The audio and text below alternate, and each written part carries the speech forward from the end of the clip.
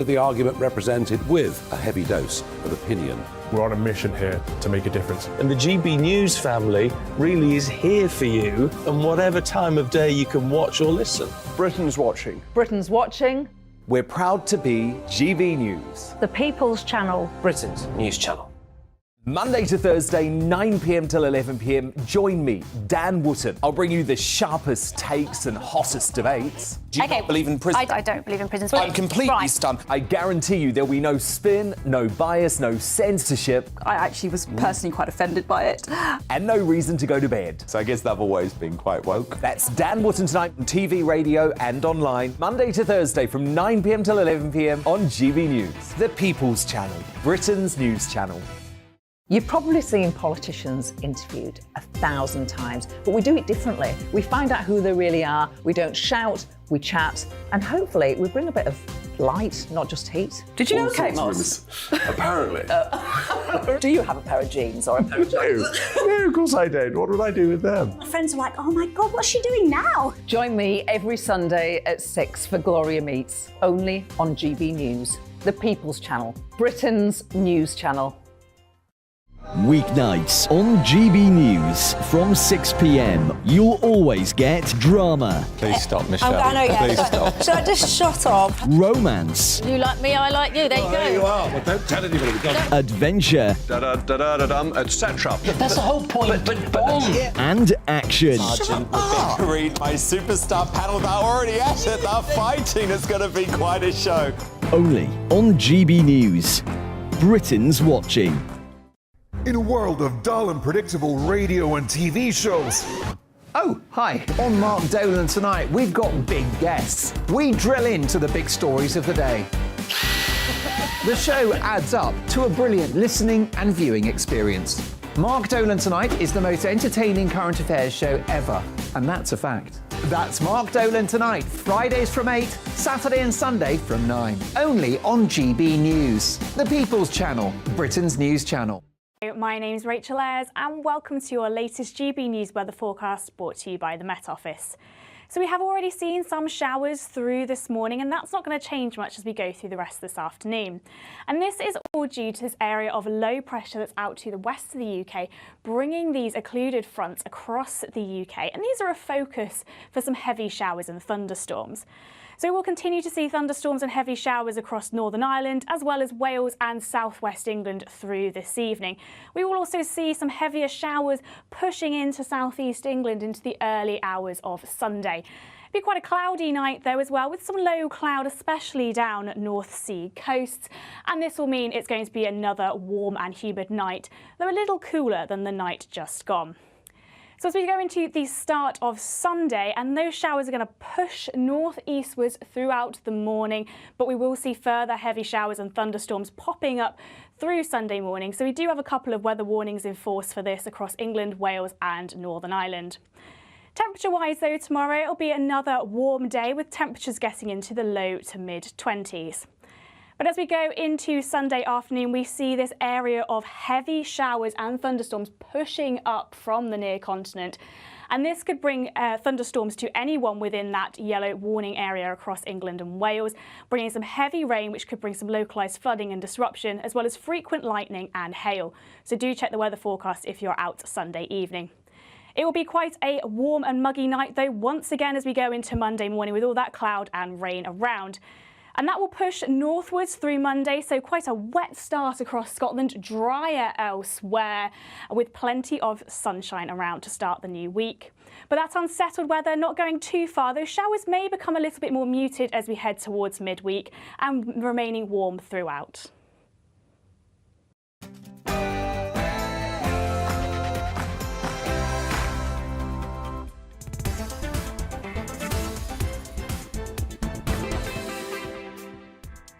Good afternoon and welcome. This is GB News on TV, online and on digital radio. I'm Nana Akua. And for the next few hours, me and my panel will be taking on some of the big topics hitting the headlines right now. This show is all about opinion. It's mine, it's theirs, and of course it's yours. We'll be debating, discussing, and at times we will disagree, but no one will be cancelled. So joining me today is broadcaster and columnist Lizzie Cundy, and also broadcaster and political commentator Sam Dowler. Now, on the way in a few moments' time, we'll be mucking the week with comedian Lewis Schaefer, who joins me live. But before we get started, let's get your latest news headlines.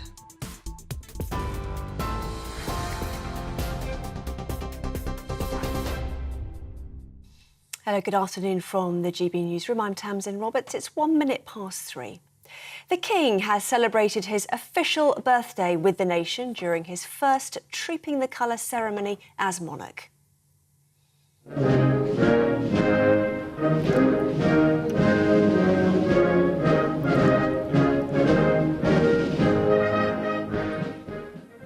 Pomp and pageantry were on display during the traditional military parade, which dates back 260 years and involves the most prestigious regiments in the British Army. For the first time since 1989, all 5 regiments of Foot Guards, the Welsh, Scots, Irish, Coldstream and Grenadier, were on parade together, totalling around 1,500 soldiers, and around 8,000 spectators surrounded Horse Guards to watch. It was the first time a monarch has ridden horseback during the Trooping the Colour parade in more than 30 years, since Queen Elizabeth II in 1986. Well, members of the royal family then waved from the Buckingham Palace balcony as thousands filled the Mall to cheer. 70 aircraft from all 3 armed services took part in a flypast. 18 Typhoon fighters spelt out the King's monogram CR for Charles Rex. Spitfires, Hurricanes and a Lancaster bomber also graced the skies over London, all from the Battle of Britain memorial flight. The Red Arrows provided the ultimate finale to the occasion, trailing their signature red, white and blue smoke. Well, we caught up with some of those lucky enough to be on the Mall. What can I say? It was almost magical, really, to see him. But what we recognised of him, even more so William and the children, was very, very special. We were in awe, obviously. It's not something we see every day in the States. I mean, once in a while we see President Biden, but it's not like this. This is pageantry, right? Yes, I saw the King. It was a very special occasion, having seen him on TV lots of times, but now in real life, so it's really fantastic. We had tickets in stand with 2 rows from front, so we saw everything. It's been wonderful. And the army, the horses and the musicians were just stunning. Well, the King's birthday honours list has been released, with Davina McCall, Ken Bruce and Ian Wright among the famous faces to be listed. The joint oldest person ever to be honoured, 106-year-old Joan Willett from Sussex, has been awarded a BEM for raising £60,000 for the British Heart Foundation during the pandemic. And the youngest person on the list, 18-year-old Junior J. Frood from Merseyside, received a BEM for campaigning against bullying, which he suffered from the age of 6 due to his love of dancing. To other news now, annual mortgage repayments are set to rise by nearly £3,000 for the average household remortgaging next year.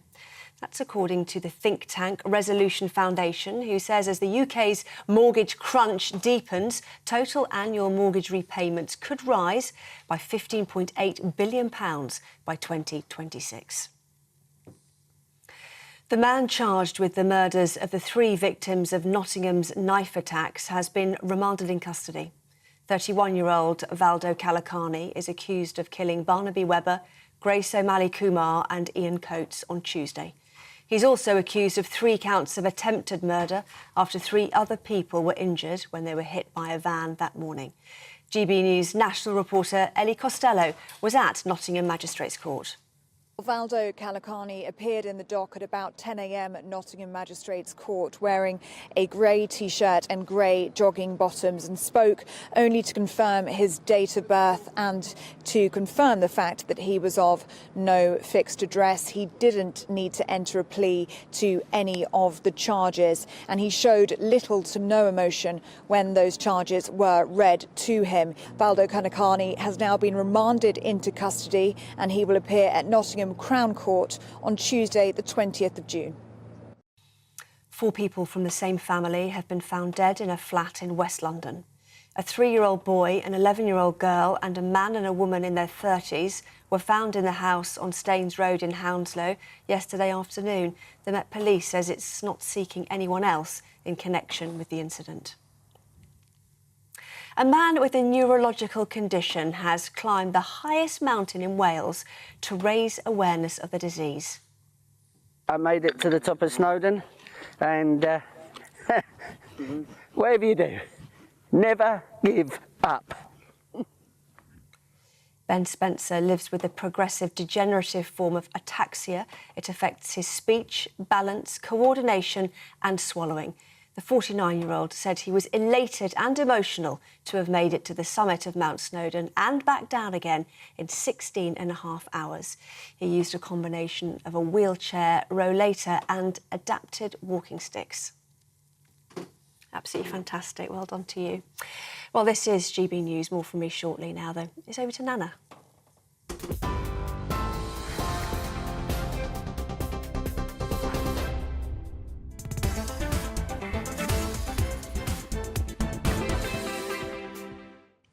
Good afternoon. This is a GB News behalf of People's Channel. I'm Nana Akua.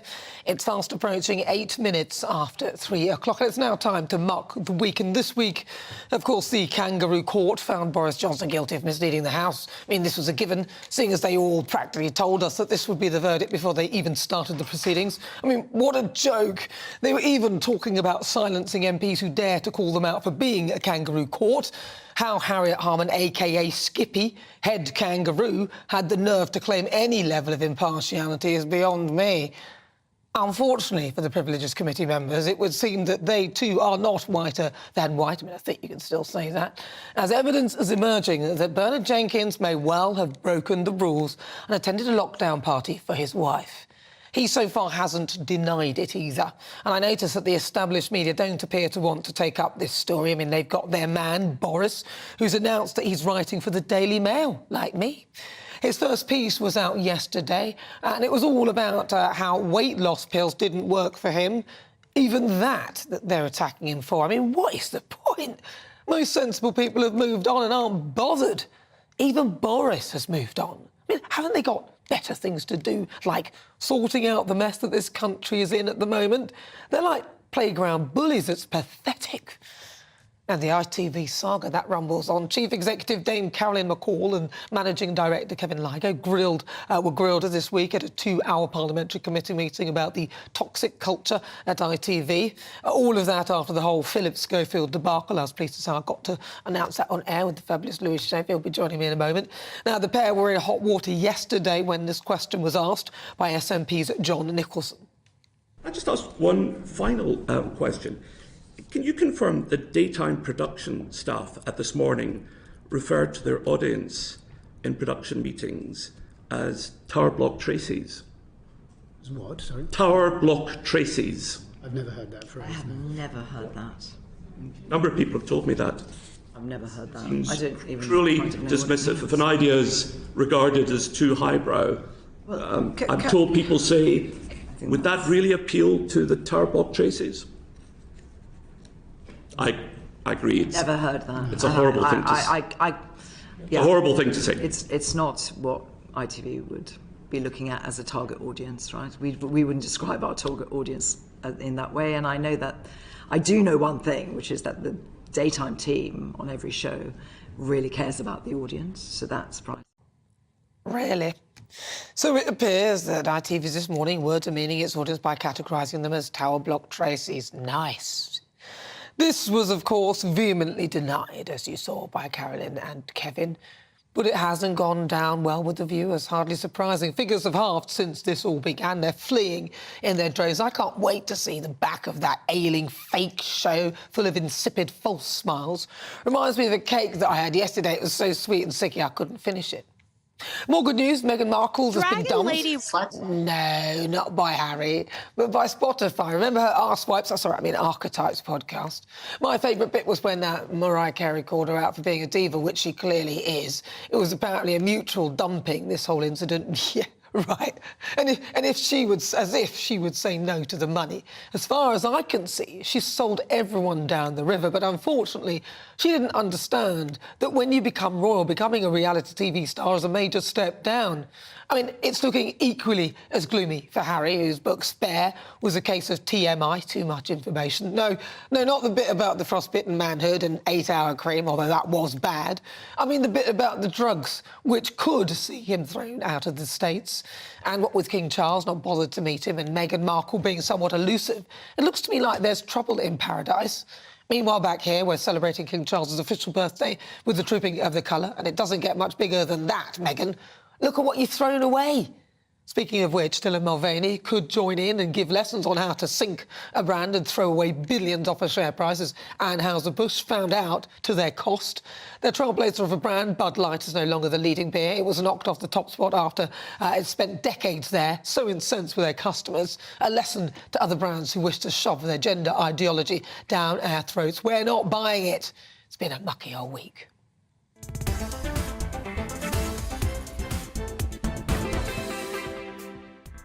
So this is what's coming up in the next hour. Comedian Lewis Sheffield will be joining me to mock the week on today's this week's top stories.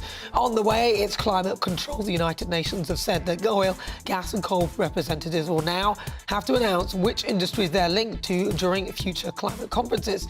I think that's a step in the right direction. What do you think? Then at 3:45, imagine if you could create a human without a sperm and an egg. Yes, well, one groundbreaking study has created a synthetic human embryo using just stem cells. But has science gone too far? Then stay tuned at 3:45 Political Spotlight. Tory MP and Boris back in Nadine Dorries has delayed formally resigning from her seat after she announced that she was stepping down with immediate effect. Leader of Reform, the UK, Richard Tice, and his party's future candidate for Dorries' constituency, Dave Holland, will be joining me to talk us through this and much more. And also Tory MP Christopher Chope will be in the hot seat to discuss all the latest gossip from the heart of Westminster and tell us all about why he got into politics. That's on the way. As ever, tell me what you think on everything we're discussing. Email gbviews@gbnews.com or tweet me at gbnews.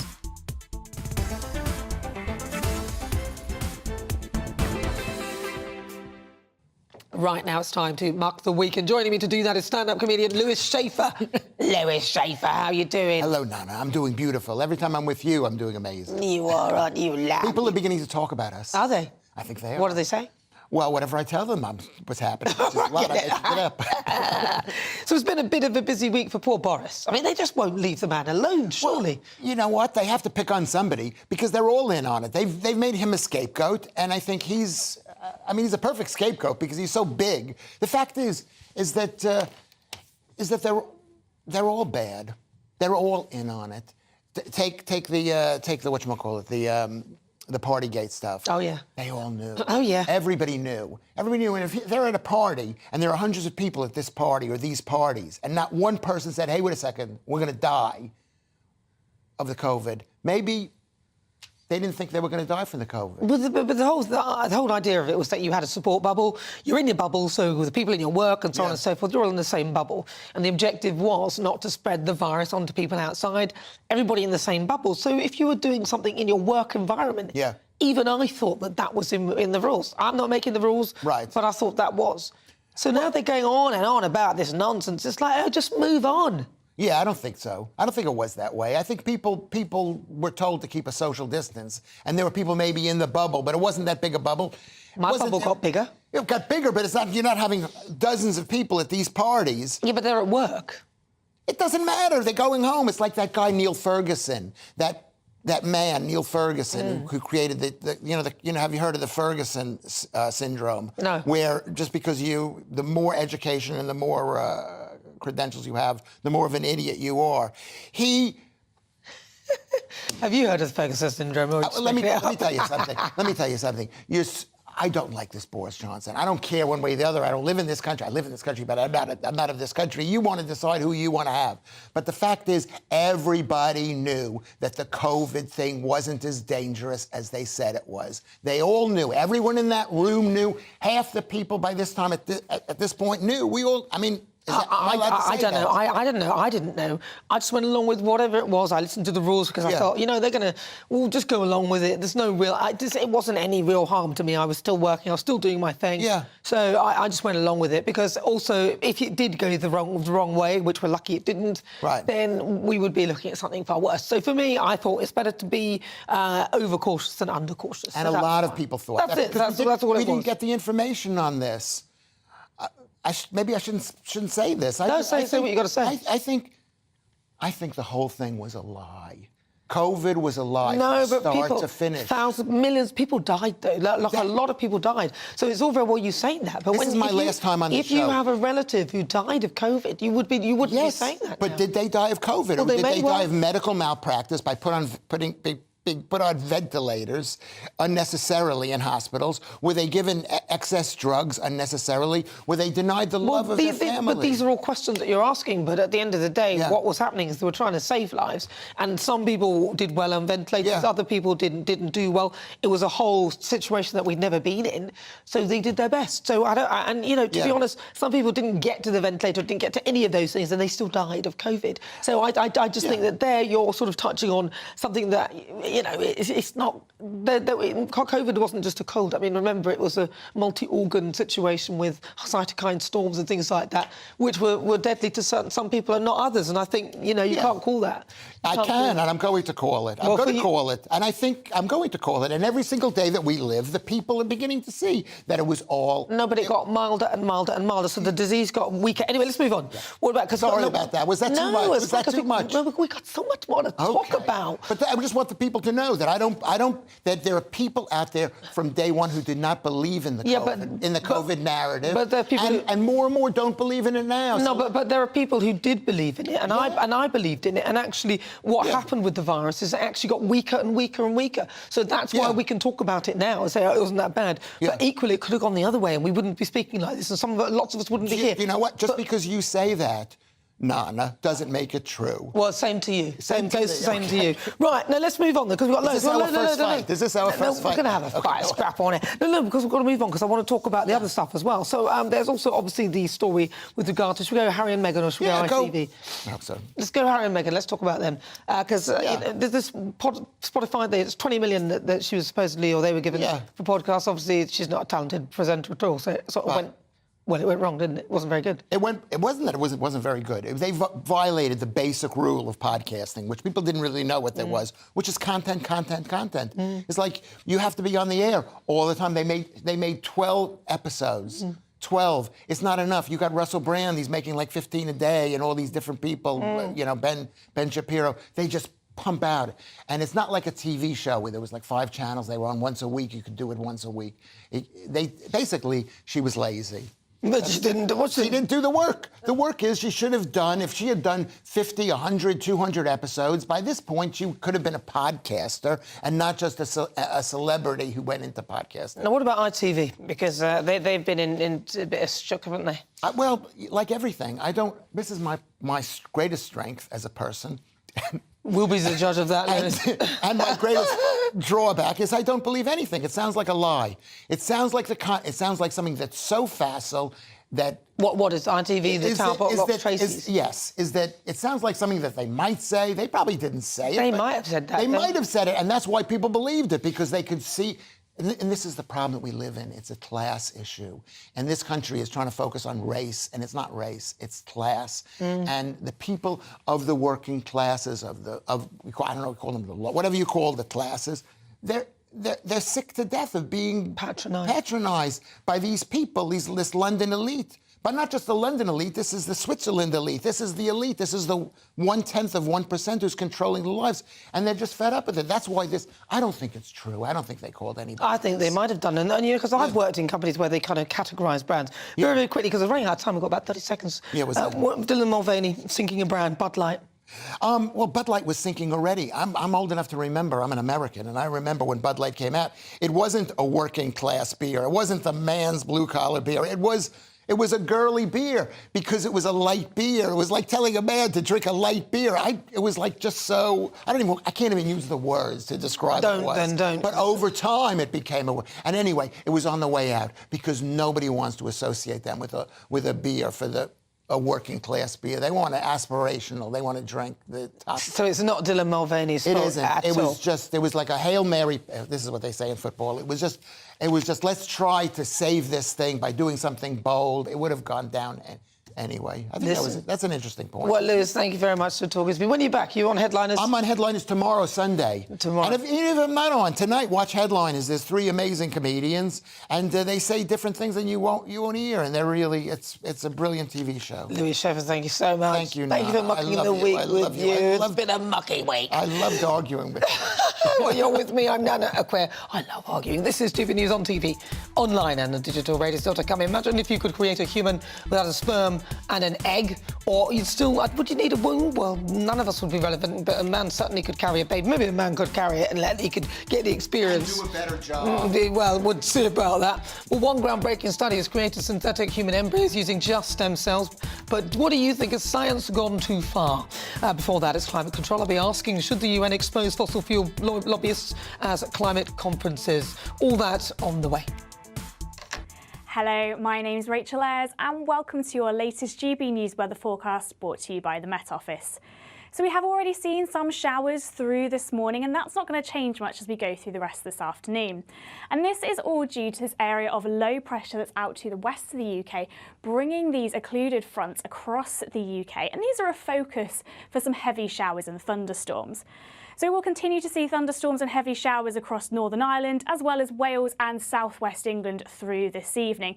We will also see some heavier showers pushing into southeast England into the early hours of Sunday. It'll be quite a cloudy night though as well, with some low cloud, especially down North Sea coasts.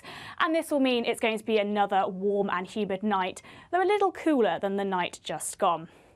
So as we go into the start of Sunday, and those showers are going to push northeastwards throughout the morning, but we will see further heavy showers and thunderstorms popping up through Sunday morning. So we do have a couple of weather warnings in force for this across England, Wales and Northern Ireland. Temperature-wise though, tomorrow it'll be another warm day with temperatures getting into the low to mid-20s. But as we go into Sunday afternoon, we see this area of heavy showers and thunderstorms pushing up from the near continent. And this could bring thunderstorms to anyone within that yellow warning area across England and Wales, bringing some heavy rain, which could bring some localised flooding and disruption, as well as frequent lightning and hail. So do check the weather forecast if you're out Sunday evening. It will be quite a warm and muggy night, though, once again as we go into Monday morning with all that cloud and rain around. And that will push northwards through Monday, so quite a wet start across Scotland, drier elsewhere, with plenty of sunshine around to start the new week. But that unsettled weather not going too far. Those showers may become a little bit more muted as we head towards midweek and remaining warm throughout.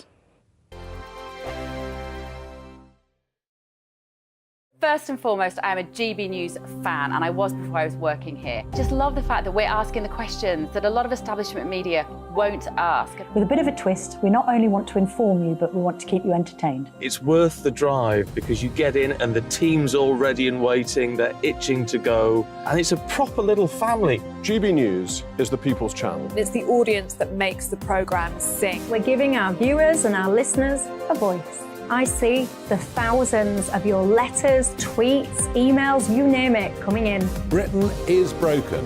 How on earth did we get into this mess? But more importantly, how do we get out of it? The establishment had their chance. Now we're here to represent you. It's time for something different. It's time for GB News. I'm very patriotic. I believe in Britain. Our best days lie ahead. Britain's watching. Britain's watching. Join us here on GB News. The people's channel. Britain's news channel.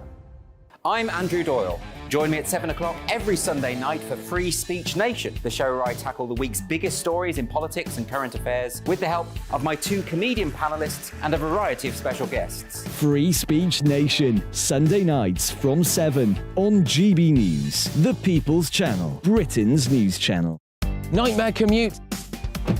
Kick it up a gear with me, Patrick Christie's, at drive time, 3 till 6 p.m, Monday to Friday on GB News Radio. You can listen online and on DAB+, on the smart speaker app, and on the GB News app. And if you've got an Alexa, all you have to say is, Alexa, play GB News. We're also on TuneIn and the Radio Player apps. From the school run to rush hour, get revved up with me, Patrick Christys, on GB News and GB News Radio. What you get for breakfast is something that, if we do our jobs right, you will wake up to news that you didn't know the night before. It's a conversation. It's not just me and Eamon. We want to get to know you, and we want you to get to know us. From 6, it's Breakfast with Eamon and Isabel. Monday to Thursdays on GB News, Britain's news channel. Westminster is going around in ever-decreasing circles, followed by the media. Britain is broken. How on earth did we get into this mess? But more importantly, how do we get out of it? Join me at 7 p.m, Mondays to Thursdays on Farage, here on GB News. We will have open, rational debate. We've got to work out how Britain moves forward from this. Join us here on GB News, the People's Channel. Britain is watching. Every Sunday from 11, join Michael Portillo. There will be topical discussion, looking at the week before and the week to come. So kick back and relax at 11 a.m. on Sundays on GB News with me, Michael Portillo. GB News, the People's Channel, Britain's news channel.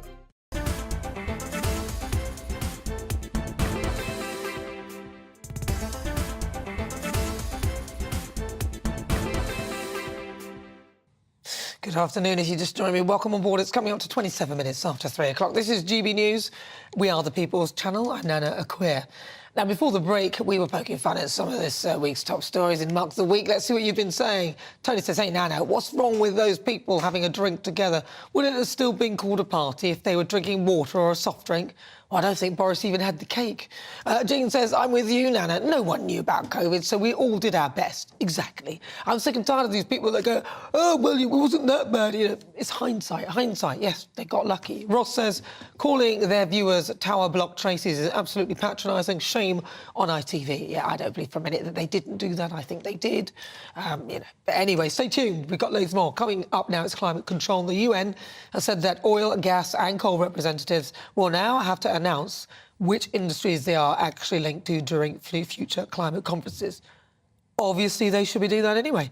Climate change campaigners say that this is the first step to stopping the influence of polluters. And this comes as Just Stop Oil took to the streets to wreak havoc, which is ironic, because aren't they funded by a top billionaire, an oil magnate? With 3 protesters letting off confetti bomb during the show at an opera house in Sussex. So does this all help in the battle against climate change? Well, joining me now is Lois Perry from Car 26. She's the CEO, and meteorologist Jim Dale. I did invite Just Stop Oil on, but they didn't want to listen to they thank you very much for reaching out to me. They will be happy to be on my show with me, but they don't want to come on with you, Lois, because and other blatant science deniers. That's what they called you, Lois. How do you feel about that? I can I'll sleep tonight. That's a massive compliment. I'm quite pleased with that. They're on the run. Well, no, but they're calling you a climate denier. I mean, are you a climate denier? That's what they're saying. No, I don't deny the climate is changing, but I do deny that it's anything to do with us. Yeah. OK. Well, let's get Jim Dale on as well. And let's see. Right, so let's talk about this. Talk to me about this, Lois. Do you think that this is a good idea, that the representatives are actually going to have to say what they are linked to? Yeah, absolutely. I think it's an extremely good idea. And I also think that anyone who benefits directly from any legislation or policies that come directly out of COP and any other green policies, actually, like, for example, people that benefit from the renewables industry or people that own electric car charging points or indeed electric car companies, that they should be clearly labelled as you know, in the same way. So, yeah, I think it's a great idea. Jim Dale, what's your view on this? It's nice to agree, Lois. We're agreeing at the very beginning. Absolutely. It really is a case of the mask coming down, if you like, because for too long, COP 2020, whatever it's been in the past, has been full of people hiding behind chairs and hiding behind curtains and not knowing who's what, where and when. So, look, open faces. This week, we unmasked a liar and a misinformer in Boris Johnson. So COP 28, as it will be, is going to do exactly that. So why not? I mean, whether it be, I don't think renewables hide behind anything, or the green movement. I think it's more the fossil fuels and the fossil fuel funders, and that's where this particular, call it a rule, is coming in. Lois Perry. No, I think that actually you'll find that the green industry, they receive so much more money in terms of public funding, and the amount of money that's funneled into activism via green organisations to do over the fossil fuel industry, when actually they're not really doing over the fossil fuel industry, they're actually doing over you and me. Because since 1970, fossil fuel use has doubled. It's doubled globally, and it'll probably double again by 2050, because Asia and Africa are not going to stop using fossil fuels to develop their economies to the same scale and to the same level that we have. So the whole concept of renewables ever filling the gap is a nonsense. If you look at the whole map of the entire world in terms of our usage of energy, not just electricity but energy, it's so minuscule what renewables actually feed into our energy use. It's unbelievable. Well, Jim, look, I want to ask you as well about the weather. Is it climate change that's making the weather happen in this way? I mean, is it our fault? Are we polluting it so much that now everything's getting hot? Yeah, let's make this absolutely clear. It's not me sitting here just saying this. I will take my lead, not just from what I observe in 40 years of weather and climate and doing that. And that's a long history in terms of observing what's going on. But the likes of NASA and NOAA and WMO and others, eminent scientists, this is only one direction. Nana, I'll say this to you. I mean, in the last week or two, or even the last month, world records in terms of heat records have been falling left, right and centre, right across the world, even this week. And you will see going forward, maybe this will be making the news this week in terms of what's happening in Texas and Louisiana and those southern western states for the next week or two. And also in Europe as well. This is in Europe. Lois. Records since records began. So how long have records been able to be accurately taken? Not very long at all. And the world is hundreds of millions of years old. And you know, as well as I do, Jim, that these temperatures are taken at what are known as hotspots. Quite often they're next to military facilities or Royal Air Force facilities in this country, which are full of concrete, and they are not reliable at all. And in airports and other places. It's an average. It's not just one station you look at. Well, listen, but Jim's been doing it for 40 years, so he should know. The planet's been around for billions, so just so you know. Oh, well, listen, thank you so much. It's really good to talk to you. Jim Dale and Lois Perry, lovely to talk to you. OK, so that's their thoughts. What are yours? Stay tuned. This is GB News on the way. Imagine you could create a human without a man and a woman. Well, one groundbreaking study has created synthetic embryos using just stem cells, but has science gone too far? We'll discuss that and more after your latest news headlines.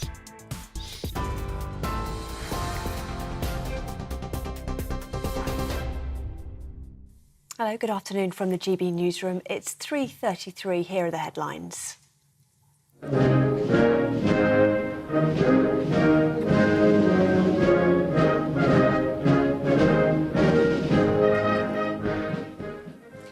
The King has celebrated his official birthday with the nation during his first Trooping the Colour ceremony as monarch. Pomp and pageantry were on display during the traditional military parade, which dates back 260 years and involves the most prestigious regiments in the British Army. For the first time since 1989, all 5 regiments of Foot Guards, the Welsh, Scots, Irish, Coldstream and Grenadier, were on parade together, around 1,500 soldiers. And around 8,000 spectators surrounded Horse Guards to watch. It was the first time a monarch has ridden horseback during the Trooping the Colour parade in more than 30 years, since Queen Elizabeth II in 1986. Well, members of the royal family then waved from the Buckingham Palace balcony as thousands filled the Mall to cheer. 70 aircraft from all 3 armed services took part in a flypast. 18 Typhoon fighters spelt out the King's monogram, CR, for Charles Rex. Spitfires, Hurricanes and a Lancaster bomber also graced the skies over London, all from the Battle of Britain memorial flight. The Red Arrows provided the ultimate finale to the occasion, trailing their signature red, white and blue smoke. Annual mortgage repayments are set to rise by nearly £3,000 for the average household remortgaging next year. That's according to think tank Resolution Foundation, who says as the UK's mortgage crunch deepens, total annual mortgage repayments could rise by £15.8 billion by 2026. The man charged with the murders of the 3 victims of Nottingham's knife attacks has been remanded in custody. 31-year-old Valdo Kalakani, a former student of Nottingham University, is accused of killing Barnaby Webber, Grace O'Malley Kumar and Ian Coates on Tuesday. He's also accused of 3 counts of attempted murder after 3 other people were injured when they were hit by a van that morning. Well, you can get more on all of those stories by visiting our website, gbnews.com. Now, it's back to Nana.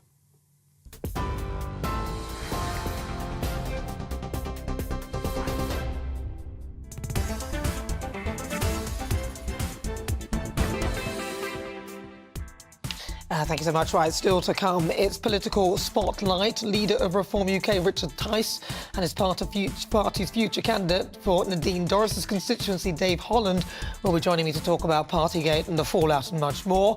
But on the way next, imagine if you could create a human without a man or a woman. Well, stay tuned to find out how a groundbreaking study used stem cells to create an embryo. We'll talk about that after this. Like all families, we have arguments every now and then, but actually we agree on what the mission of GB News is, and that's the most fundamentally important thing. GB News provides the kind of platform that lets all voices be heard. We don't hold back. We're free to say what we really think. Just because some people who live in a tiny little Westminster bubble think that their particular story is important, that's not the most important story for me. And often they will be difficult stories that you won't find on the establishment media. Because what people think in the north of England may be very different to what they're thinking in the home counties. We're going to carry on telling the world what life is really like for households up and down the UK. We love to be in your car, in your kitchen as you're having your breakfast. Whatever you're doing, you are part of the show. If it matters to you, it matters to us. Britain's watching. Britain's watching. Britain's watching. We're proud to be GB News, The People's Channel. Britain's news channel.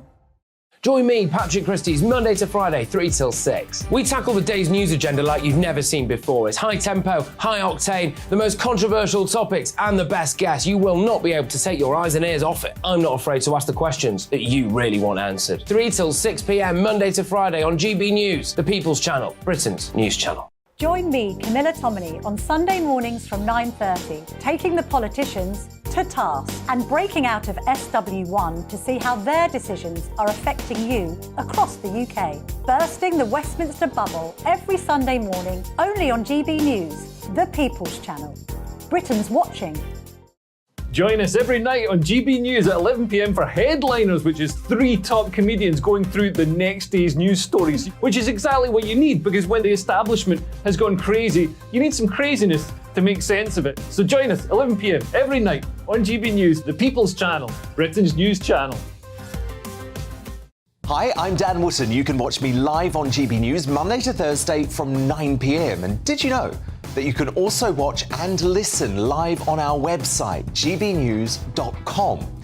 You'll always be up to date on the latest breaking news, as well as enjoying the best stories, opinions and shows. You can even join the debate under our live player as you're watching. So head straight to gbnews.com on TV, radio and online. GB News, Britain's news channel. So Jubes and Kerr, we tackle the issues of the day with real robust debate, both sides of the fence, battling it out with me in the middle with my forthright opinions and views. And often really interesting things happen because you start with a position and then by the end of the debate you find actually, well, I might not have thought about that one. What we need in this country is 2 new political parties. You should maybe think about doing a 2024 calendar. I'm Michelle Dewberry and I'm keeping you company right through until 7 o'clock this evening. GB News, the People's Channel, Britain's watching.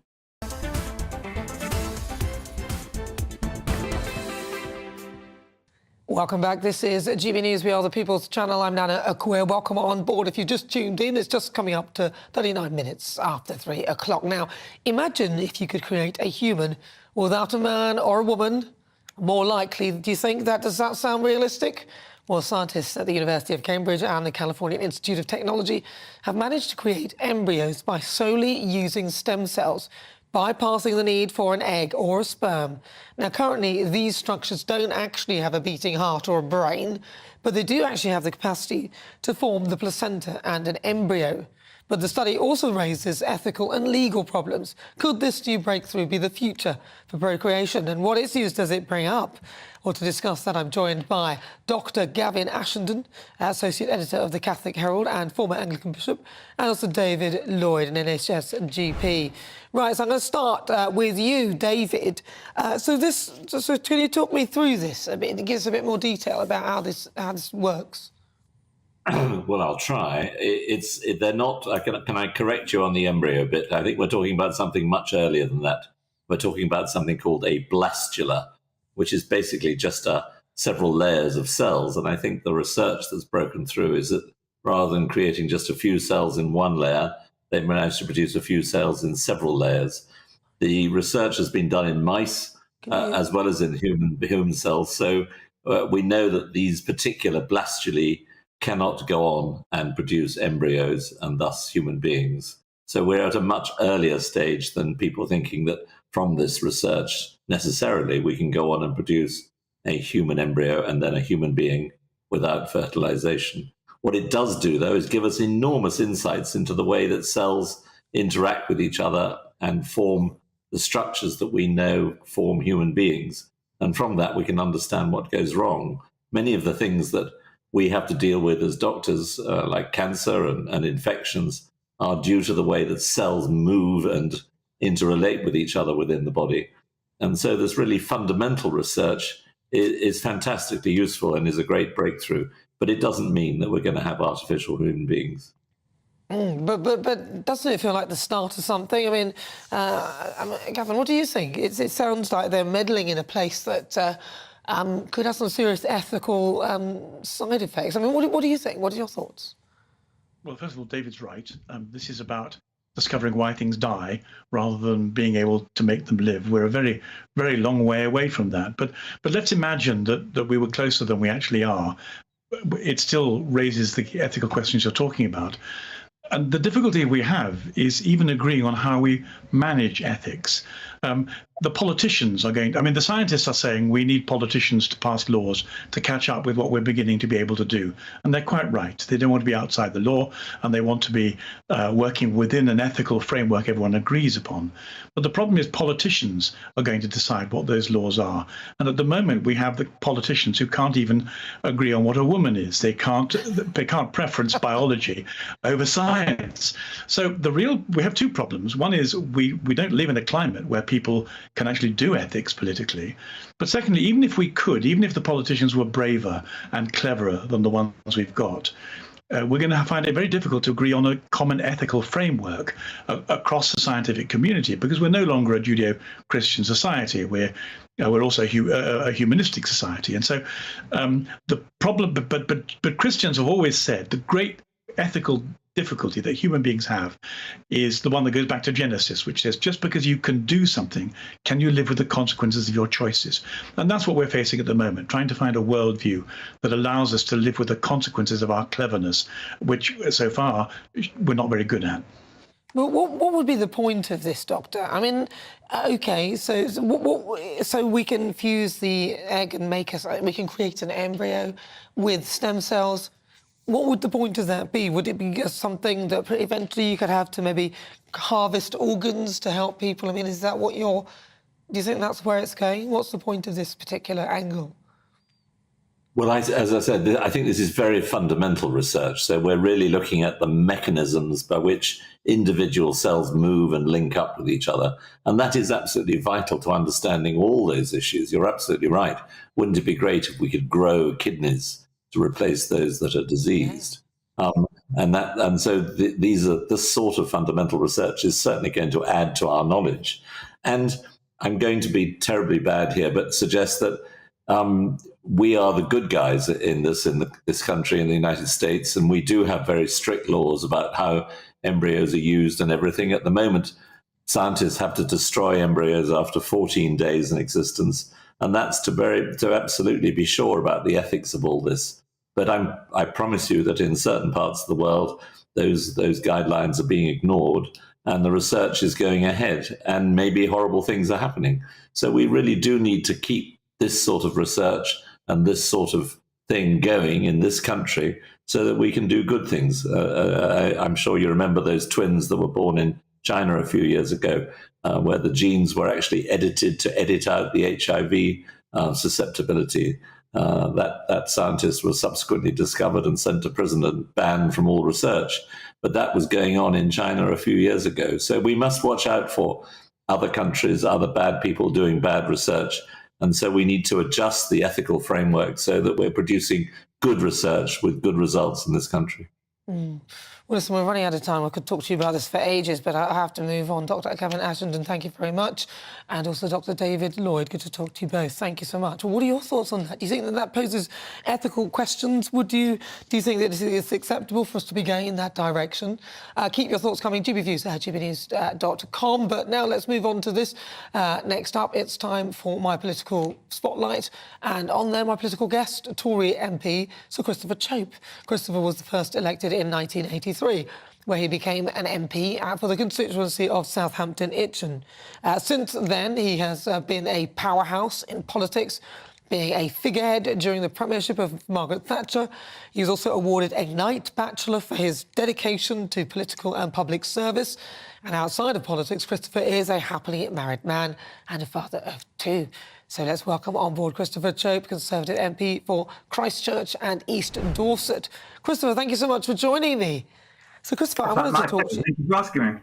Well, it's good to talk to you. I wanted to ask you, so what made you get into politics in the first instance? I think I really got involved in politics at university when I found that people weren't articulating my point of view. So in a debating society where nobody's expressing your point of view, you've got to get up and express it yourself. So that's really how I got started. And as a young person, what was your childhood like? And who were your political heroes in all of that?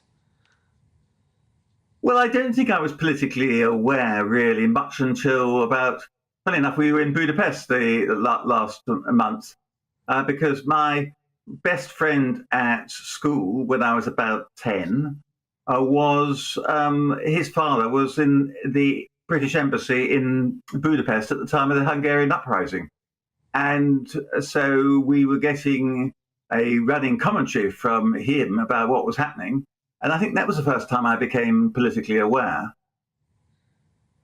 And with regard to the kind of roles that you have done, talk to me about the jobs that you've held whilst in political office. What have you been up to? Well, I think that probably one of my most interesting early jobs was to be leader of Wandsworth Council in South London. Because when I was first elected to Wandsworth, there were 58 Socialists and 12 Conservatives. And that gave us Conservatives quite a lot of scope for debate and discussion. And 4 years later, we won control of the council. And a year after that, I was leader. And that was great because I was able to put into practice a lot of my ideas for enabling people to be able to buy their own homes, ensuring that the number of empty houses was much reduced, and enabling the price of local services to be significantly reduced by reducing the costs of provision. And that meant I think one year we reduced the staff by almost 20%. What was it like then? Because you received a Knight Bachelor. Talk to me about that, because that's quite a good big accolade. Well, it's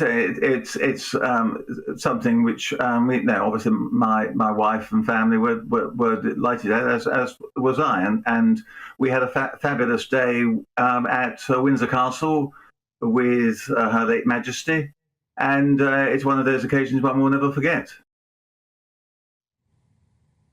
So now, if you look at the Tory party, what do you think as you look on at them? I mean, I know what I think. Well, there's a very interesting cartoon in one of the national newspapers today, which you may have seen, which is somebody going out canvassing, knocking on a door and saying, are you voting Conservative? If so, why? And I thought that that was actually quite telling, because I think that the party has lost touch with a lot of its natural supporters. And we have disappointed them by not achieving as much with our majority of 80 plus as we should have done. And there's still time left to redeem the situation, but I think that we've got a very steep hill to climb in order to restore the respect and if not adoration of the electorate. And what about this hounding of Boris Johnson, this as if they can't let go of him and they just really want to make sure that he doesn't ever work in politics again? Do you not think perhaps they should just get on with running the country and stop focusing on this whole privilege? Oh, absolutely. I mean, I think one of the big issues in politics for me is you've got to retain a sense of proportion. And I think that what's been happening with Boris is totally disproportionate, because here is the person who actually he secured that amazing victory in 2019. Prior to that, he had broken the deadlock in Parliament and persuaded the SNP to support the dissolution of Parliament. He then secured Brexit, and then he was absolutely in the forefront in leading the Western world in its assault on Putin and its defense of Ukraine. So those are enormous achievements in anybody's book. I mean, I think most politicians would be very happy to have just one of those under their belt. And I think it is actually tragic, because all his instincts were that you should let people do what they want to do themselves, take responsibility for their own lives. And he got involved after having his serious bout of COVID. He got involved in, I'm afraid, interfering in people's lives, making lots of rules and regulations in which his heart wasn't really there. And then, obviously, he behaved in a way that gave rise to allegations that he was rather cavalier about supporting those regulations. But even a lot of the people accused, I mean, look, Bernard Jenkins is now, people are starting to investigate him now because he apparently may have broken lockdown rules as well. Do you think that the Tory party actually, because you mentioned as though you think they have a chance, do you believe they genuinely have a chance to win the election? Well, everybody's got a chance of winning an election until it's held, and the volatility in the electorate has never been greater.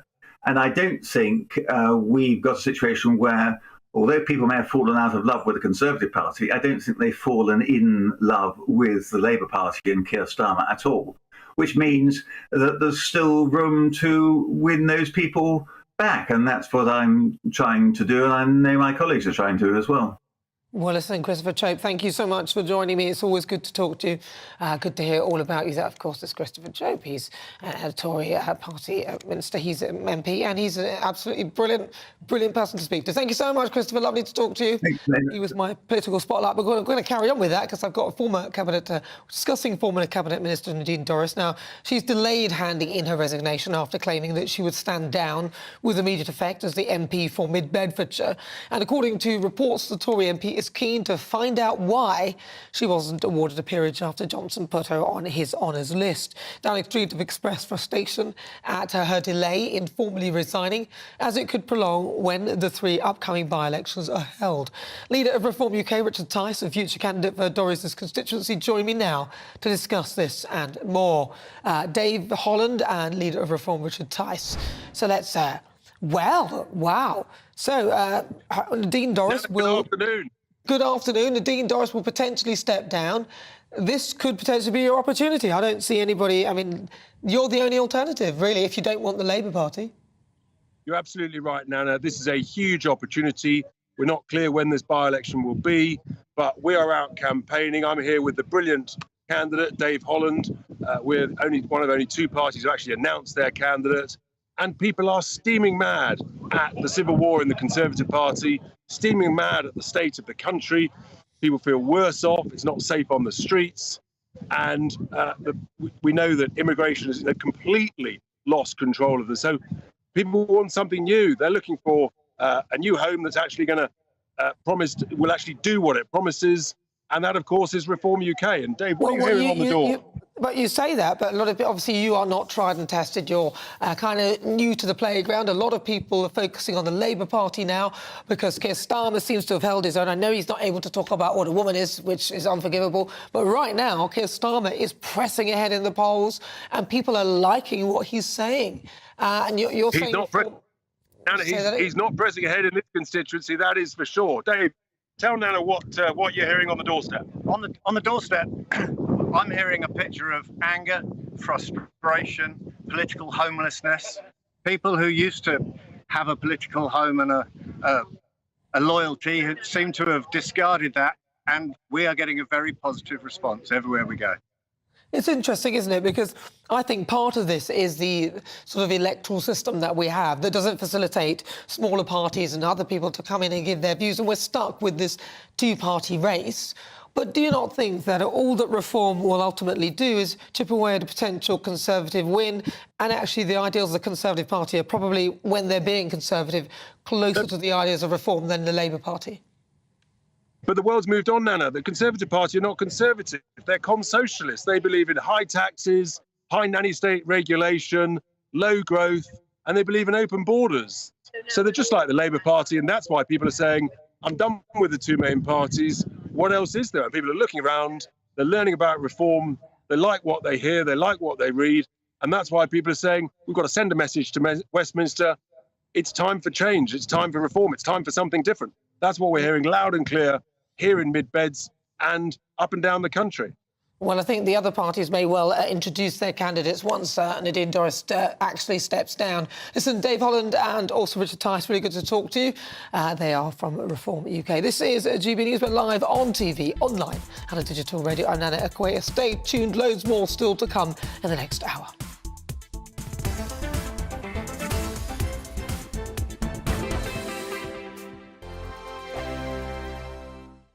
I joined GB News because I was sick and tired of not hearing my views being represented, not just mine, but so many people that I knew and spoke to. I just couldn't get my voice out there. I couldn't say anything. I couldn't do anything. Whatever the narrative was, I kind of had to follow it. GB News is there to provide a voice for those who have been ignored by the establishment media. We think different things, we've got a different style. GB News is here to be optimistic and positive about the future. It's real kind of dynamic and flowing, with the audience very much at the heart of it, like a big family.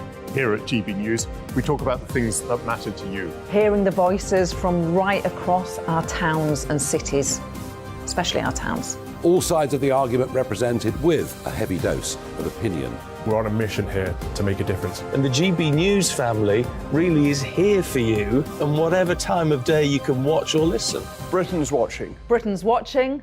We're proud to be GB News. The People's Channel. Britain's news channel. Monday to Thursday, 9 p.m. till 11 p.m. Join me, Dan Wootton. I'll bring you the sharpest takes and hottest debates. Do you not believe in prison? I don't believe in prisons. I'm completely stunned. I guarantee you there'll be no spin, no bias, no censorship. I actually was personally quite offended by it. And no reason to go to bed. So I guess they've always been quite woke. That's Dan Wootton tonight on TV, radio and online. Monday to Thursday from 9 p.m. till 11 p.m. on GB News. The People's Channel, Britain's news channel. You've probably seen politicians interviewed 1,000 times, but we do it differently. We find out who they really are, we don't shout, we chat, and hopefully we bring a bit of light, not just heat. Did you know Kate Moss? Apparently. Do you have a pair of jeans or a pair of jeans? No, of course I don't. What would I do with them? My friends are like, oh my God, what's she doing now? Join me every Sunday at 6 for Gloria Meets, only on GB News, the People's Channel, Britain's news channel. Weeknights on GB News from 6 p.m. You'll always get drama. Please stop, Michelle. I know, yeah. Please stop. Should I just shut up? Romance. You like me, I like you. There you go. There you are. Well, don't tell anybody. Adventure. Etc. That's the whole point. And action. Sergeant Reed, my superstar panel, they're already at it. They're fighting. It's going to be quite a show. Only on GB News. Britain's watching. In a world of dull and predictable radio and TV shows. Oh, hi. On Mark Dolan tonight, we've got big guests. We drill into the big stories of the day. The show adds up to a brilliant listening and viewing experience. Mark Dolan Tonight is the most entertaining current affairs show ever, and that's a fact. That's Mark Dolan Tonight, Fridays from 8, Saturday and Sunday from 9. Only on GB News, the People's Channel, Britain's news channel.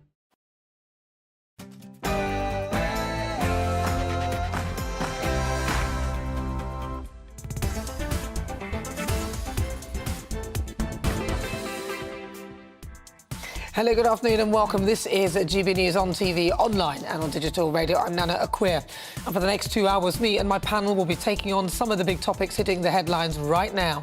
This show is all about opinion. It's mine, it's theirs, and of course it's yours. We'll be debating, discussing, and at times we will disagree, but no one will be cancelled.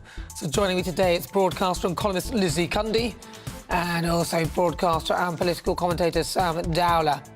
Before we get started, no single shots for you. Let's get your latest news headlines.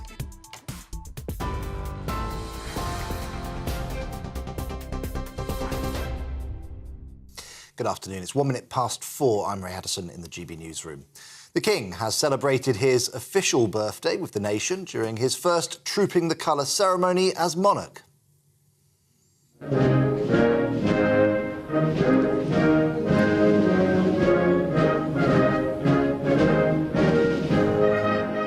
Pomp and pageantry were on display during the military parade, which dates back 260 years and involves the most prestigious regiments in the British Army. For the first time since 1989, all 5 regiments of Foot Guards, that's the Welsh, Scots, Irish, Coldstream and Grenadier, paraded together. That's around 1,500 soldiers. And around 8,000 spectators surrounded Horse Guards to watch. It was the first time that a monarch has ridden horseback during the Trooping the Colour parade in more than 30 years. The last was Queen Elizabeth II in 1986.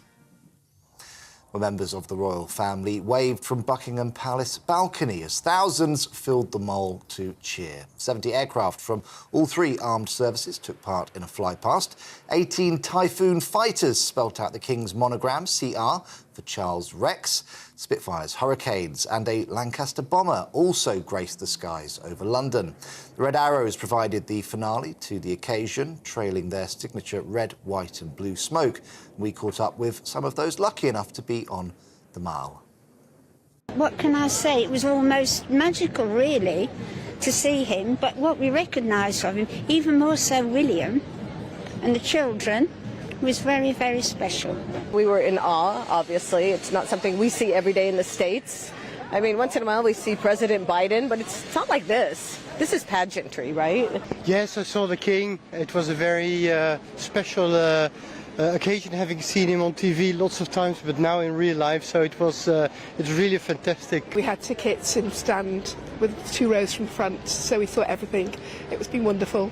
And the army, the horses and the musicians were just stunning. The King's birthday honours list has been released with Davina McCall, Ken Bruce and Ian Wright among the famous faces to be listed. The joint oldest person ever to be honoured, 106-year-old Joan Willett from Sussex, is awarded a BEM for raising £60,000 for the British Heart Foundation during the pandemic. And the youngest person on the list, 18-year-old Junior J. Frood from Merseyside, received a BEM for campaigning against bullying. Annual mortgage repayments are set to rise by nearly £3,000 for the average household remortgaging next year. That's according to the think tank Resolution Foundation, who says as the UK's mortgage crunch deepens, total annual mortgage repayments could rise by £15.8 billion by 2026. The man charged with the murders of the 3 victims of Nottingham's knife attacks has been remanded in custody. 31-year-old Valdo Kalakani is accused of killing Barnaby Webber, Grace O'Malley Kumar and Ian Coates on Tuesday. He's also accused of 3 counts of attempted murder after 3 other people were injured when they were hit by a van. GB News' national reporter Ellie Costello was at Nottingham Magistrates Court. Valdo Calacani appeared in the dock at about 10 a.m. at Nottingham Magistrates Court wearing a grey T-shirt and grey jogging bottoms and spoke only to confirm his date of birth and to confirm the fact that he was of no fixed address. He didn't need to enter a plea to any of the charges, and he showed little to no emotion when those charges were read to him. Valdo Calacani has now been remanded into custody and he will appear at Nottingham Crown Court on Tuesday, the 20th of June. 4 people from the same family have been found dead in a flat in West London. A 3-year-old boy, an 11-year-old girl and a man and a woman in their 30s were found in the house on Staines Road in Hounslow yesterday afternoon. The Met Police says it's not seeking anyone else in connection with the incident. And a man with a neurological condition has climbed the highest mountain in Wales to raise awareness of the disease. I made it to the top of Snowdon, and whatever you do, never give up. Well, Ben Spencer lives with a progressive degenerative form of ataxia. It affects his speech, his balance, coordination and swallowing. The 49-year-old said he was elated and emotional to have made it to the summit of Mount Snowdon and back down again in 16.5 hours. He used a combination of a wheelchair, rollator and adapted walking sticks. This is GB News. We'll bring you more as it happens. Now let's get straight back to Nana.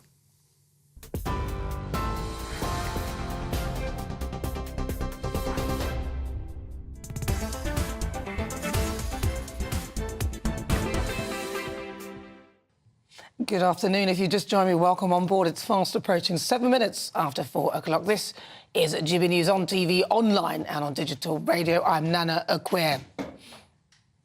Now, as today we celebrate the official birthday of our wonderful King Charles III with the trooping of the colour, things aren't looking good for our friendly couple across the pond, Harry and Meghan, the Duke and Duchess of Hazzard.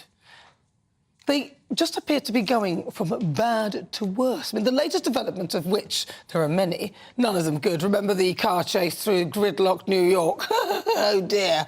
Well, the latest development is that Meghan Markle has been dropped by Spotify. And it's been reported that the words used by a senior Spotify executive to describe them started with a swear word beginning with F, followed by the word grifters, the dictionary definition of which a person who engages in petty or small-scale swindling.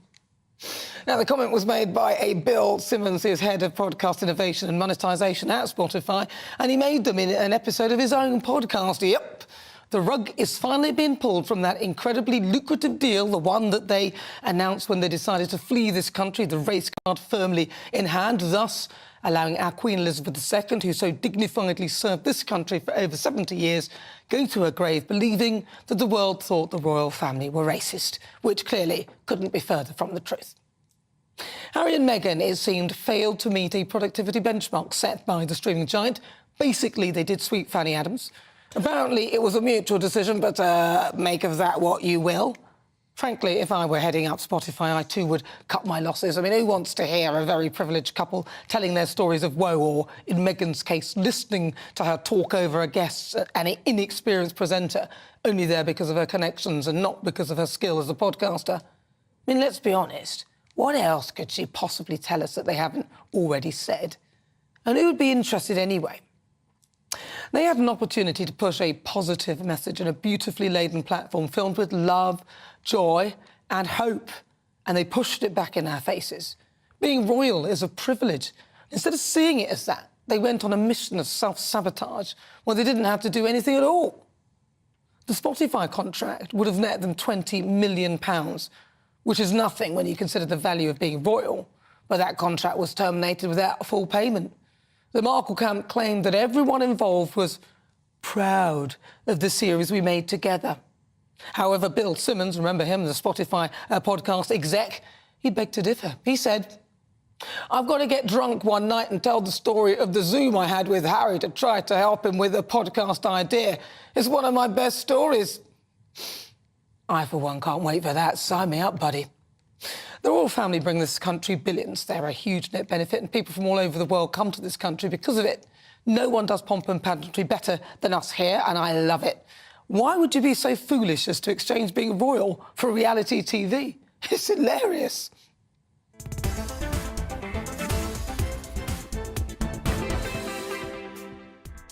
Right, so before we get stuck into the debate, here's what else is coming up today. For the Great British Debate this hour, I'm asking, is it time to move on from Boris? The Privileges Committee report into Boris Johnson's behaviour over Partygate found that the former Prime Minister was behaving deliberately, that he misled Parliament. But is it time politicians move on from this drama and focus on the job in hand? Then at 4:50, it's time for my Royal Roundup, and royal biographer Angela Lippin will be in the studio to give us all the latest from behind the palace walls. On the menu, King Charles III is celebrating his official birthday for the first time since he became monarch in the tripping of the colour. And then stay tuned at 5 o'clock. It's this week's Difficult Conversation. And I've got to say, my guest this week is dubbed as Britain's most tattooed man, having spent over 1,500 hours in the chair getting inked. He'll be live in the studio to talk us through why he made such a transformation. And can you guess how many tattoos that he's had? The closest answer wins a GBNews mug. That's coming up in the next hour. Tell me what you think on everything we're discussing. Email gbviews@gbnews.com or tweet me at GBNews.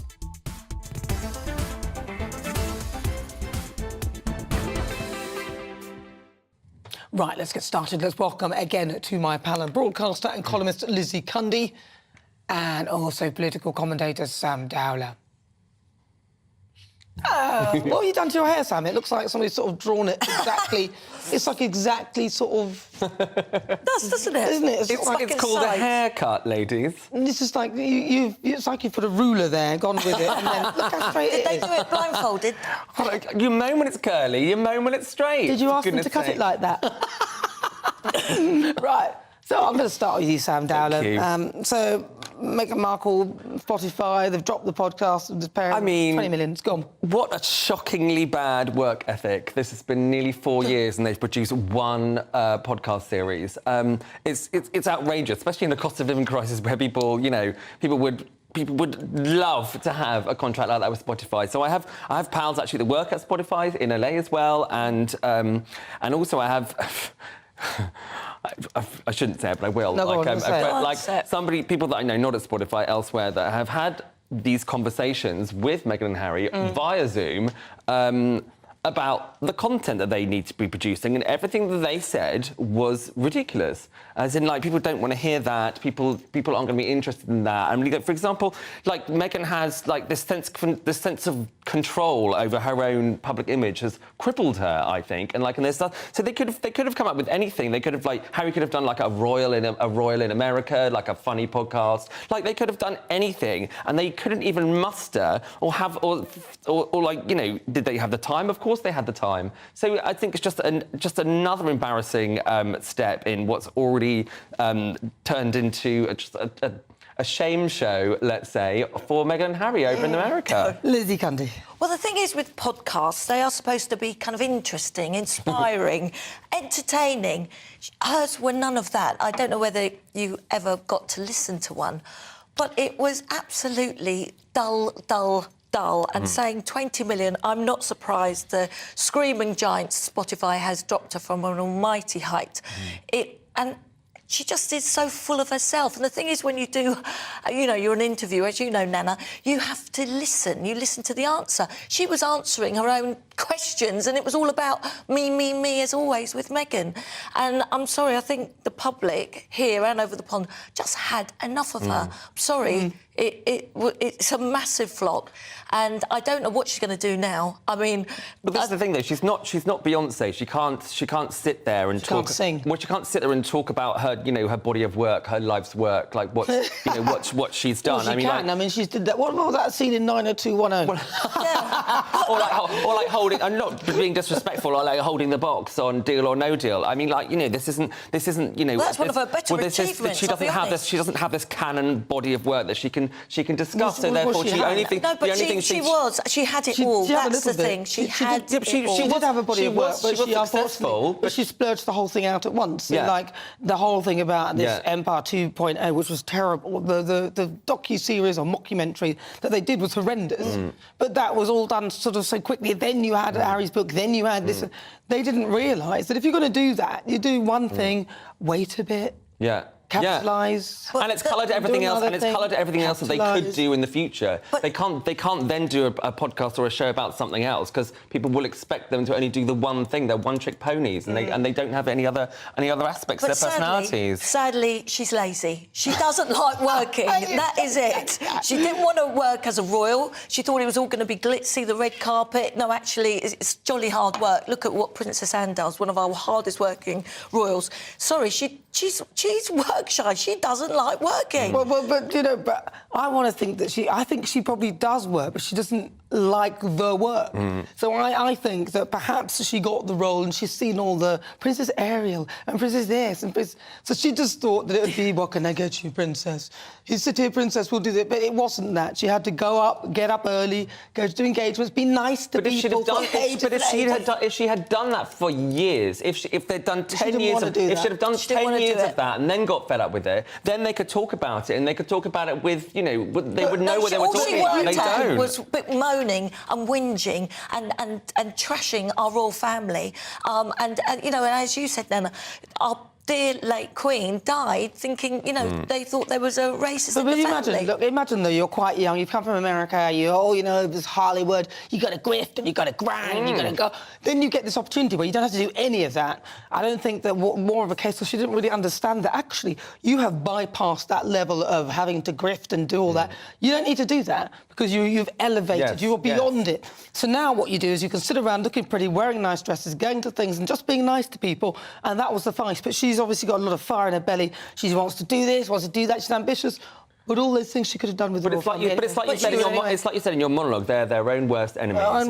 If they'd have realised that dedicating their lives to public work would actually, you know, we would be loving them both right now. And they would be up there, treating with the colour on the balcony, and we'd be applauding them all. Look at what they've missed. Do you not think they look and go, gosh, we have messed up. We have really have. Well, she needs to look at herself in the mirror. Sorry, Meghan, you have messed up. Big time. I bet she looks at herself in the mirror a lot. I do.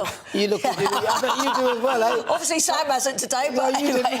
Sometimes I even look at it and I just cry in the mirror just to see that I don't look too... Because if I'm going to cry, I want people to feel sorry for me. So I'm like, oh, that's ugly, honey. My sister did that. Cried to me in the swing. How do I look when I'm crying? And ran to the bathroom. Ooh, I look terrible. I don't want to worry you guys, though. She is on a comeback. Apparently, she's going to relaunch her new wellness blog, TIG. So watch out. She's got new management, but they're really happy with her. It's going to be damage control for the new management, for starters, for at least a year, because they're not going. No one's going to listen to what they have to say now because they've had humiliation after humiliation, and so no one's going to take them seriously until they come.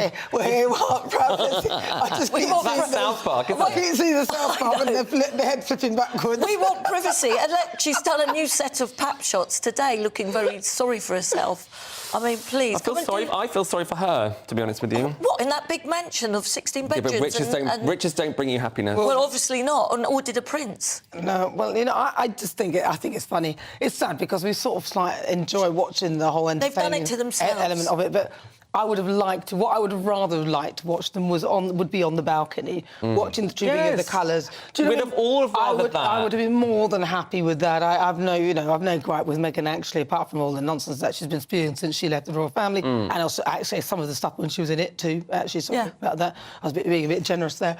But what I mean is that I would have loved to have seen her as part of the royal family. I feel slightly cheated. But I suppose that's what she wanted to do. But it could have been such a different story. That's the sad thing. It is quite sad. If they'd have gotten over those initial bumps in the road, and of course the British press can be brutal, but they've seen it, and she should have been able to manage that. They should have taught her how to manage it, and they could have got past it. If they'd have gotten past it, they would have been on the balcony today. To be honest, I don't think she would have. She wanted to be top dog, and sorry, she was never going to be top dog. She was too jealous of Kate, and too jealous. I'm sorry. They're their own worst enemies. That's conjecture, isn't it? I think she was, but that's just my thoughts. What are yours? Get in touch. You know the coup. This is GBNews on TV. TV, online and on digital radio. I'm Nana Akua. Still to come, there's always something going on in the royal household, and this week, as ever, no different. I'll be speaking to the fabulous Angela Levin with regard to that Spotify dropping Meghan Markle and her Archetypes podcast, and then Prince Harry finding himself in a spot of bother over the US visa application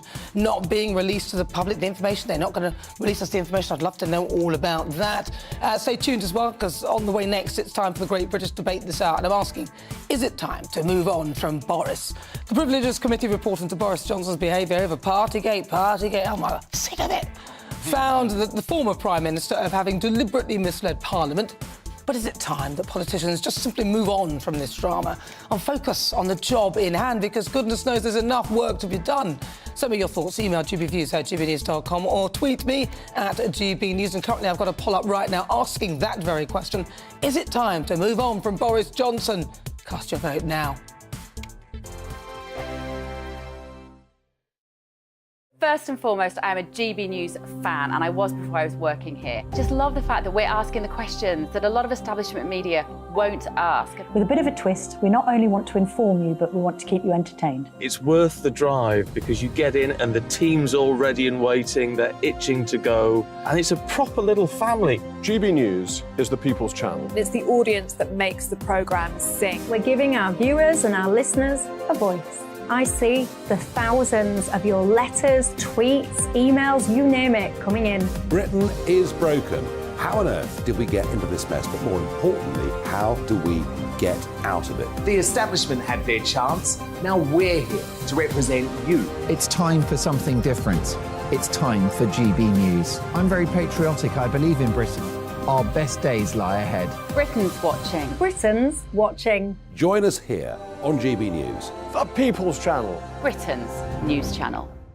Join me, Patrick Christie's, Monday to Friday, 3 till 6. We tackle the day's news agenda like you've never seen before. It's high tempo, high octane, the most controversial topics, and the best guests. You will not be able to take your eyes and ears off it. I'm not afraid to ask the questions that you really want answered. 3 till 6 p.m, Monday to Friday on GB News, the People's Channel, Britain's news channel.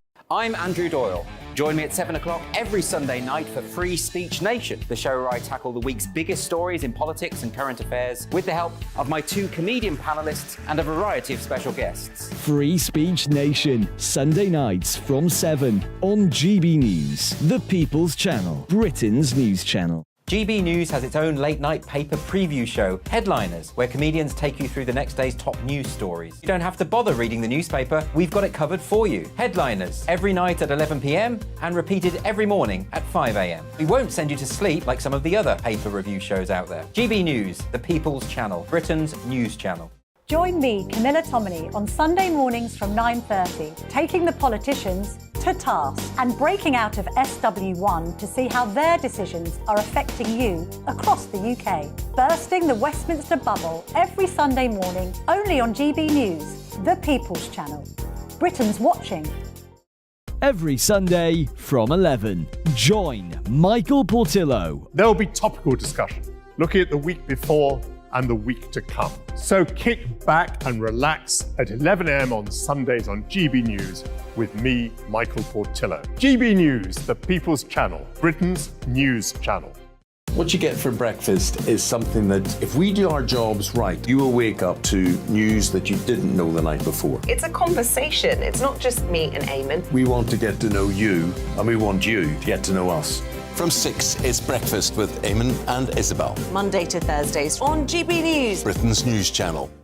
Hi, I'm Dan Wootton. You can watch me live on GB News Monday to Thursday from 9 p.m. And did you know that you can also watch and listen live on our website, gbnews.com? You'll always be up to date on the latest breaking news, as well as enjoying the best stories, opinions and shows. You can even join the debate under our live player as you're watching. So head straight to gbnews.com on TV, radio and online. GB News, Britain's news channel.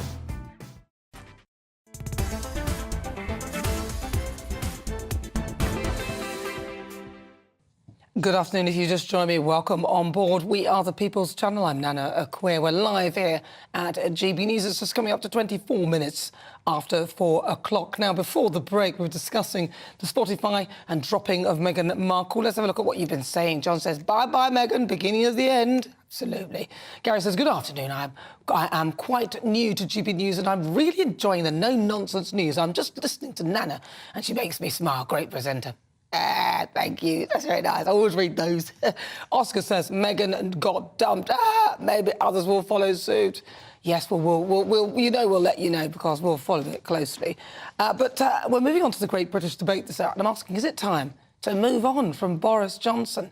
The Privileges Committee report into the former Prime Minister's behaviour over Partygate has created shockwaves in the Commons, and this comes after the inquiry found that Boris Johnson was guilty of deliberately misleading Parliament in his denials over the illegal lockdown parties at Number 10. I mean, it's not as if we didn't think that that would happen because they kind of told us that that's what they were going to do.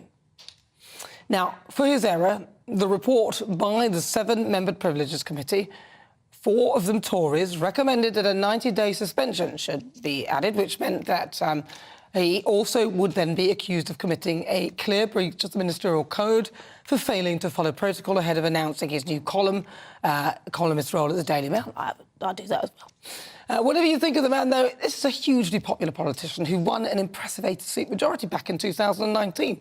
His mandate was given to him by millions of people, we, the public, who wanted to see Brexit delivered. He's already lost his job as Prime Minister. Hasn't he been pushed and punished enough? I mean, what more could you possibly be doing to the man? And for the politicians, isn't it time to call off the witch hunt and focus on the job in hand? We've got loads going on in this country, namely the cost of living. We've got a huge situation with the borders. If they spent just as much time dealing with that rather than this, we'd probably be fine by now. So for the Great British Debate this hour, I'm asking, is it time to move on from Boris? Let's see what my guests make of that. I'm joined by Belinda de Lucy, former Brexit Party MEP and political commentator, Dennis McShane, former Labour MP, Anne Widdecombe, a former Conservative minister, and Paul Richards, former Labour special advisor and columnist. Right, well, I'll start with you, Dennis McShane. Is it time for us to move on from Boris Johnson? I mean, I'm fed up. It's time, I think, to move on from all of those Brexit-era politicians. 5 prime ministers swallowed up by Brexit. Liberal Democrat leaders. I can't even remember how many have come and gone. Boris has suffered exactly the same fate as Jeremy. Jeremy Corbyn just did so much damage to the Labour Party. He was required to go. He's moaning about it, but it had to happen. Ditto Boris Johnson. There's just, I mean, the future historians will not believe the last few years that we lost all sense of seriousness about politics. We put up people who were just utterly ill-equipped for the job. And I'm sorry, in personal terms, for them paying their price. I mean, I like Jeremy, I like Boris, but neither of them should be within a million miles of being a Prime Minister or a leader of the opposition. Well, they might say that about you, Dennis. Well, thank God they had the good sense never to let me near any of those 2 big posts. Belinda de Lucy.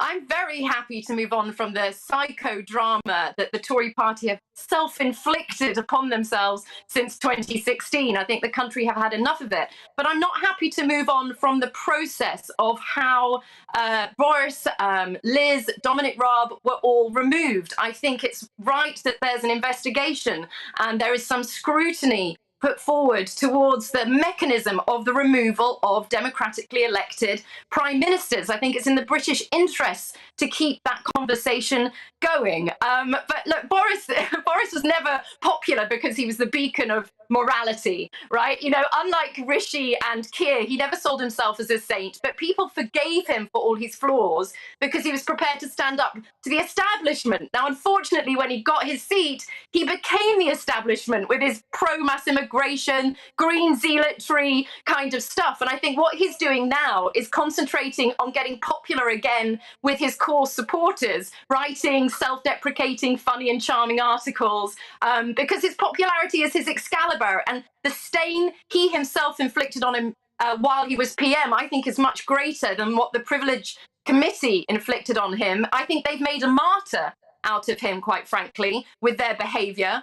And I think he's probably quite pleased with how things have gone. And he's on to win his popularity back now, maybe become the leader of the opposition in 2024. Who knows? Anne Widdecombe. Well, Boris himself wants to move on. I mean, he's said to his supporters, you know, don't vote against this, just move on.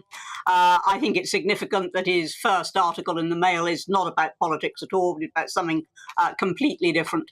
But if you want people to move on, then quite honestly, Nana, it isn't just the politicians you've got to look at, it's your own profession. You know, the newspapers and the press and the commentators keep this going day after day, making a huge melodrama of what's going on in the Westminster bubble, when outside people are actually rather more concerned about things like the cost of living, the war in Ukraine, the cost of their energy. They're more concerned about those sorts of things. They are concerned also about things that may not affect them directly, but which will affect them, like immigration. Instead of which, all they're getting, day after day, headline after headline, is all this insular stuff going on at Westminster. So there are two lots of people here who've got to move on from Boris. One certainly is the Westminster politicians. Won't be so easy. I lived through the fall of Thatcher. And I know how difficult it is to come out of these great cataclysms, but it's also your profession, my dear. It's your profession as well. Stop talking about the dumb man. Well, see, Anne, look, I'm with Belinda on this, though, with regard to what we're concerned about is the way democratically elected politicians seem to be removed by some sort of mechanism, some underhanded mechanism. That I think does need to be investigated. But with regard to when I say move on, I mean, I'm talking about, look, you've taken the man down. He's come down. Now you're having a go at him for writing something in the Daily Mail because he didn't do it this and that in the way that you wanted him to do it. Look, leave him alone, and I'd like to see them getting on with running the country. Paul Richards. I think Boris Johnson should count himself lucky that he hasn't ended up in jail. I mean, the only punishment we seem to have meted out is the opportunity to go off and earn a load of money and to live in a nice big £5 million house in Oxfordshire and no doubt write a memoir. I mean, there are countries in the world where he'd been locked up, and there are some times in history where, of course, he'd have been swinging from a lamppost for this. So, you know, he's a lucky guy. He needs to shut up and go away, and the Conservative Party needs to stop the psychodrama, as it's been called, and get on with governing the country. Or we need a general election, which I think is probably the best way to let the blood and actually let the country have a view on all of this. Let's have a general election now. Well, they obviously don't want to do that. You know they won't. You know they won't do that. There won't be any general election now. What's going to happen is what happens with every failing government, which is you go right on to the end because you know you're going to lose, and your only hope is something will happen. Something will happen between now and then. So there isn't going to be any general election, and it will take a while for the Tories to get over this. As I say, I lived through the Thatcher debacle, and I know exactly when people get very het up and very emotional and are convinced that wrong has been done. Not just in Westminster, that's one of the big mistakes the commentators are making, but out in the country as well, you know, amongst the people who pay the subscriptions and pound the streets and deliver the leaflets. Out there also, there's this huge division, and it's going to take a while to get over it. Look, I'm very sorry to hear Anne Widdecombe repeat the oldest of old cliches of every failed politician. It's all the fault of the press. It's all your fault, Nana. Boris would be the most wonderful Prime Minister we never had, or we did have, unfortunately, for 3 ghastly years, if it wasn't for the press mocking and sending him up. The plain fact is that today the only story in town is massive increase in mortgages, massive increase in poverty. Mark Carney, the former governor of the Bank of England, saying the inflation made far worse by Brexit, but the BBC refuses to discuss Brexit. At least here on GB News, to give you credit, you're prepared to have a ding-dong. And the plain fact is, just as Anne Widdecombe and I were never going to be in the running for Prime Minister, thank goodness for both of us, so I think she'd have made a very impressive one for 48 hours. We were 48 hours? What do you mean? All right, 48 48 weeks. No, I'm going to stop you We there. all need to stick together. Quick, Boris 10 seconds. totally and utterly ill-equipped to be Prime Minister and should never, ever got anywhere near the job. No, it's this hysterical reaction to Brexit and Boris from the other side that is responsible for it dominating the headlines and making the voter distrust the ballot box. Because if we can't trust that the person we vote for is going to hold on to power if the blob suddenly wants to get rid of him, that is an attack on democracy itself. You have to have fair play across the board. Belinda. Belinda, we'll leave it there. Belinda Lucy, though, she's a former Brexit Party MEP and political commentator. Dennis McShane, former Labour MP. Anne Widdecombe, she's the former Conservative Minister. Also Paul Richards, former Labour Special Advisor and columnist. Thank you so much for your thoughts. Let's have your thoughts. So gbviews@gbnews.com or tweet me at GBNews. This is GB News. You're with me, I'm Nana Akua. After the break, we'll continue with the Great British debate this hour. I'm asking, is it time to move on from Boris? You'll hear the thoughts of my panel, broadcaster and columnist Lizzie Cundy, also broadcaster and political commentator Sam Dowler. But first, let's get your latest news headlines.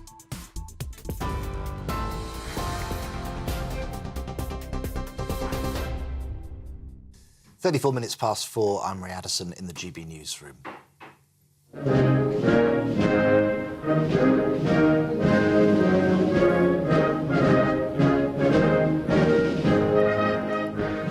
The King has celebrated his official birthday with the nation during his first Trooping the Colour ceremony as monarch.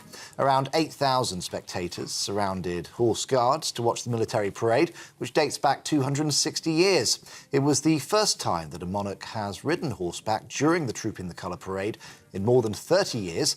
The last was Queen Elizabeth II in 1986. Members of the royal family then waved from the Buckingham Palace balcony as thousands filled the mall to cheer. 70 aircraft from all three armed services took part in a flypast with 18 Typhoon fighters, spelling out the King's monogram, CR, for Charles Rex. The Red Arrows provided the finale, trailing their signature red, white and blue smoke. In other news, annual mortgage repayments are set to rise by nearly £3,000 for the average household remortgaging next year. That's according to the Resolution Foundation think tank, which says that total annual mortgage repayments could rise by £15.8 billion by 2026. The man charged with the murders of the three victims of Nottingham's knife attacks has been remanded in custody. 31-year-old Valdo Kalokani, a former student of Nottingham University, is accused of killing Barnaby Webber, Grace O'Malley Kumar and Ian Coates on Tuesday. He's also accused of 3 counts of attempted murder after 3 other people were injured when they were hit by a van. Well, you can get more on all of those stories by visiting our website, gbnews.com. Now let's get back to Nana.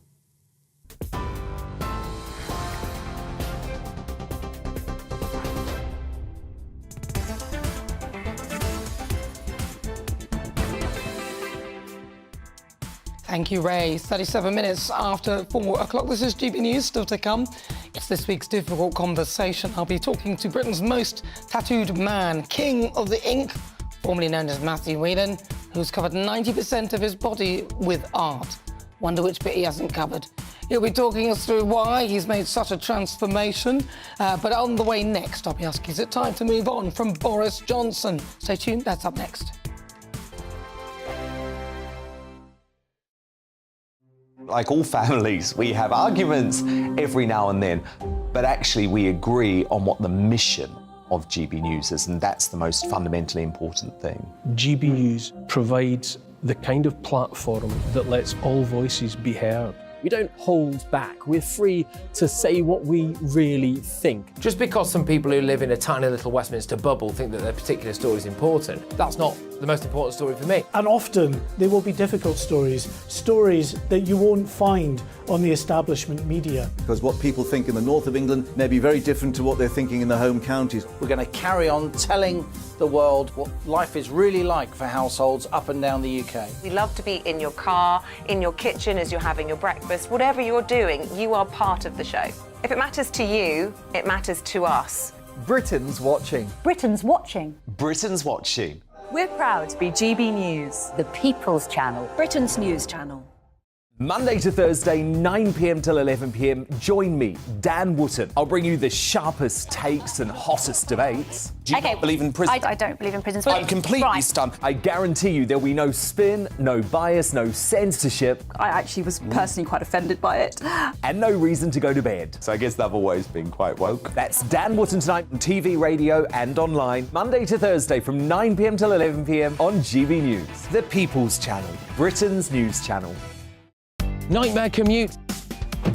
Kick it up a gear with me, Patrick Christys, at drive time, 3 till 6 p.m, Monday to Friday on GB News Radio.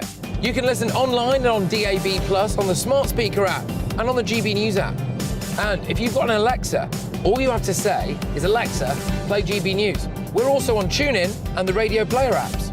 From the school run to rush hour, get revved up with me, Patrick Christys, on GB News and GB News Radio.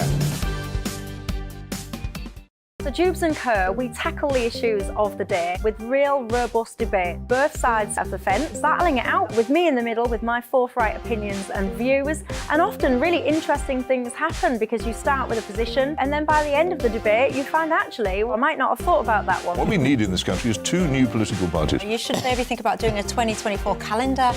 I'm Michelle Dewberry and I'm keeping you company right through until 7 o'clock this evening. GB News, the People's Channel, Britain's watching. Westminster is going around in ever-decreasing circles, followed by the media. Britain is broken. How on earth did we get into this mess? But more importantly, how do we get out of it? Join me at 7 p.m, Mondays to Thursdays on Farage, here on GB News. We will have open, rational debate. We've got to work out how Britain moves forward from this. Join us here on GB News, the People's Channel. Britain is watching.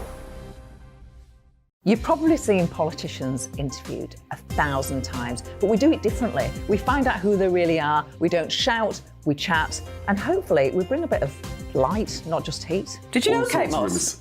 Apparently. Do you have a pair of jeans or a pair of jeans?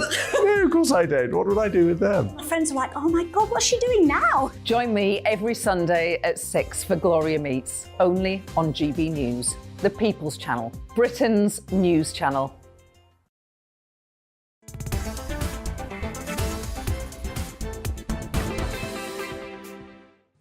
Good afternoon, this is GB News. We are the People's Channel. Welcome back. If you've just tuned in, I'm Nana Akua. It's just coming up to 20 minutes to 5 o'clock. It's time now for our Great British Debate This Out. And I'm asking, keep your hands out of this. You're coming into my shot. Sorry, it's just, my panellist says, time for the Great British Debate This Out. I'm asking, is it time to move on from Boris? The Privileges Committee report into Boris Johnson's behaviour over Partygate has caused shockwaves in the Commons, and the former Prime Minister was found guilty of deliberately misleading Parliament in his denials over lockdown parties at number 10. And to add to his woes, he's also been accused of committing a clear breach of the ministerial code for failing to follow protocol ahead of announcing his new column role at the Daily Mail. I mean, whatever you think of Boris, this is a hugely popular politician who won an impressive 80-seat majority back in 2019. We all voted for him in our droves. He's already lost his job as Prime Minister. I mean, don't you think it's now time for them to stop punishing him and perhaps get on with doing the job? Now, I know it was interesting that Anne would have considered that, you know, it's part of the journalists' our fault because we keep talking about it. But at the end of the day, when I see an injustice, I can't let it go. So for the Great British Debate This Out, I'm asking them, is it time to move on from this now? So joining me to discuss my panel, broadcaster and columnist Lizzie Cundy, and also broadcaster and political commentator Sam Dowler. I'll start with you, Lizzie Cundy. Yeah, leave Boris alone. Honestly, I've just had enough of it. And this joke of the Privilege Committee, I mean, there's Bernard Jenkins himself been caught out being at a party throughout COVID. Exactly. I mean, honestly, I've just had enough of it, and we're having to pay for this charade when they'd already made their decision before this on Boris. I really do think, and Boris is a man of contradictions, because even if you despise him, you still love him. He is a headliner. He makes the headlines. He's box office, whether you like it or not. And the thing is, yeah, you know, he isn't a man of detail. People don't like that about him. He is vague, and you know. But this campaign of hate, and it's just got to stop. And let's be honest, as a campaigner, Boris is brilliant. He'd be, you know, getting the gold medal if it was Olympic sport. He'd be up there on the podium because we love that about him, and he's entertaining. And I think this has just now got to stop, all of this. And I agree a bit with Anne, but he does make the headlines, and we love him for that. Well, Sam Dowler. Well, I think the party is over for Boris, ironically, and I think. What do you mean the party is over? As in the Tory party? As in the party, as in, like, you know, him being like, the big number one in the Tory party is over. And I think that, and the Tory party itself will be decimated in the next general election. And, this whole week has just been embarrassing story upon embarrassing. Like, I mean, the saddest side of all was Nadine Dorries debasing herself, trying to claim that she deserved a peerage because she was Boris's lapdog. I mean, it's just, the whole thing is embarrassing. No, Boris gave her the peer. I mean, Boris put her on the list. Yes, I know. And Boris she was put her on taken off the list, apparently, is because they didn't want to trigger a by-election. Yeah, because he probably sold her down the river and said that she was going to get it. And No. There is evidence that she was on the list, but what it was, but apparently, is that obviously if you're on the list, then that means you cannot be an MP and a peer, so that will trigger a by-election. And they didn't want a load of by-elections because they knew they were going to lose all the seats. But did she deserve it? Do you think she deserved it? Well, I think she did. She's been, because she's been in politics for almost 20 years, and she's given her life to being involved in it. And I think that people, especially from her beginnings as well, she came from like a council house. I agree with one that. Of the overprivileged. You asked me a question, let me finish. She's not one of the overprivileged types, and I think it's really unfair that if Boris has done that, which a lot of leaving Prime Ministers do when they leave, they have their honours list, then they should honour the list. I don't see the problem with it. Well, no, I do see a problem with it. I see a problem. Why? See a problem with the whole system anyway, because I don't think she deserved it, and I don't think. Why didn't she deserve it? Because all she did was back up Boris, no matter how many terrible things he did, no matter how many lies he told. It's called loyalty. Yeah, exactly. So you shouldn't be made a lord just by being loyal to a corrupt Prime Minister. Okay. Oh, talking of. Talk about all the let's talk about corrupt. So you're happy with the book being thrown at Boris for basically eating birthday cake in his own house, and yet Tony Blair, who took us to war on a lie, costing us $8 billion in blood and treasure. Yeah, but you're He's doing. not bad. But you're, so give me that. But you're doing whataboutism here, and it's just because that's what Tony Blair did 20 years ago doesn't mean that it should be forgiven now for Boris. At the end of the day, like people spent the worst Christmas of their lives. Like as I said, like I didn't see my family after my dad died. My friend spent Christmas on his own. People had to speak and all the time. And I know what you said about Keir Starmer, like he had a beer, yes, etc. He did. But he didn't make the rules. Boris made the rules. And he lied to Parliament, and we know he did because that's what they've said. When you say he made the rules, Keir Starmer backed all those rules. So they're a government, so they make a policy between them. So between them, they all made the rules. And actually, Boris doesn't actually write the rules, so it would be the civil servants. But then, as you say that, the whataboutery, well, what about Bernard Jenkins then? He's on the Privileges Committee. He's the one that's enforcing the rules that they all made, and he's one of the people who apparently had a party and broke them as well. It seems to me there's a lot of double standards here. That makes a mockery. And that's my issue with this. Well, yes. I mean, look, the question is, should we get over Boris? Yes, of course we should. I mean, the country is. I mean, like he's just his first column in the Mail Online has come out, and in it he said, "I had 40 years of moral failure." Too right, you did. He was talking. I mean, he was talking about dieting, but I mean, he's getting paid half a million a year, basically 10 grand per column. You take that if it was offered. Of course I would. Well, there you go. So he's going to be absolutely fine. He doesn't need people defending him. Let me tell you, the Conservative Party are missing Boris already, and there was a poll in the Daily Express, and they were already 90% of people wanting him back. That was within the Conservative Party, not within the nation. That's for sure. I don't think you're right there either. I think a lot of people would have had him back, but this shows nothing without you and your views. Let's find out whether you actually think that's true. Let's welcome our great British voices, their opportunity to be on the show and tell us what they think about the topics we're discussing. Today, I'm going to head over to Bristol, have a chat with our regular great British voice, Lee Harris. Lee Harris, I mean, is it time to stop this Boris bashing? I mean, just move forward? Absolutely. I mean, no single person is bigger than British democracy, Nana. So, of course, we're going to move on. But as you rightly, as you rightly point out, Boris has moved on. What we won't do is forget the injustice of the undemocratic show trial that was unfairly used to boot him out. I mean, effectively, we don't have much choice but to move on anyway, even though only 3 years ago, Boris won a stonking mandate with an 80-seat majority from the British public. The Tory Wets and, this ludicrously undemocratic Boris-hating kangaroo court made sure of that. I saw a brilliant article this week. As Brendan O'Neill brilliantly put it, we've just witnessed a technocratic coup against the democratic wishes of the people, and he's right. It was a disgraceful stitch-up, an embarrassment to this country and a stain on our democracy. But One thing is obvious is that Rishi Sunak wants to move on. But the fact is Boris, he's still very influential within the Conservative Party. I say this as a member. I just looking at the latest polling, just one last point, is that, and the latest polling I could find from Conservative Homes from April, and it showed that 60% of members think he didn't deliberately mislead the House, 60% think the Privilege Committee investigation was unfair, and a whopping 76% think he should be a parliamentary candidate in the next election. Although they do also think he shouldn't come back as leader just yet, which I also agree with. But you know what? This whole situation has a similar feel to it when the establishment tried to stop Brexit. MPs closed ranks, they bent the rules and did everything they could to prevent our democratic vote from going through. And it just feels like they're doing the same with Boris. What the Conservatives need to worry about is people moving on from them as a party. And if that's the case, it's game over. Well, you know what? They shot themselves in the foot. They should never have got rid of him because I don't think they're going to do any better without him. Thank you so much. Really good to talk to you. That's Lee Harris. He's our GB voice. What, Sam? Didn't he prorogue the rules? Didn't he try to bend the rules himself, Boris, when it was all going through? Yes, but then even much to everybody else's chagrin. Well, the 1922 committee tried to change the rules on some other things as well.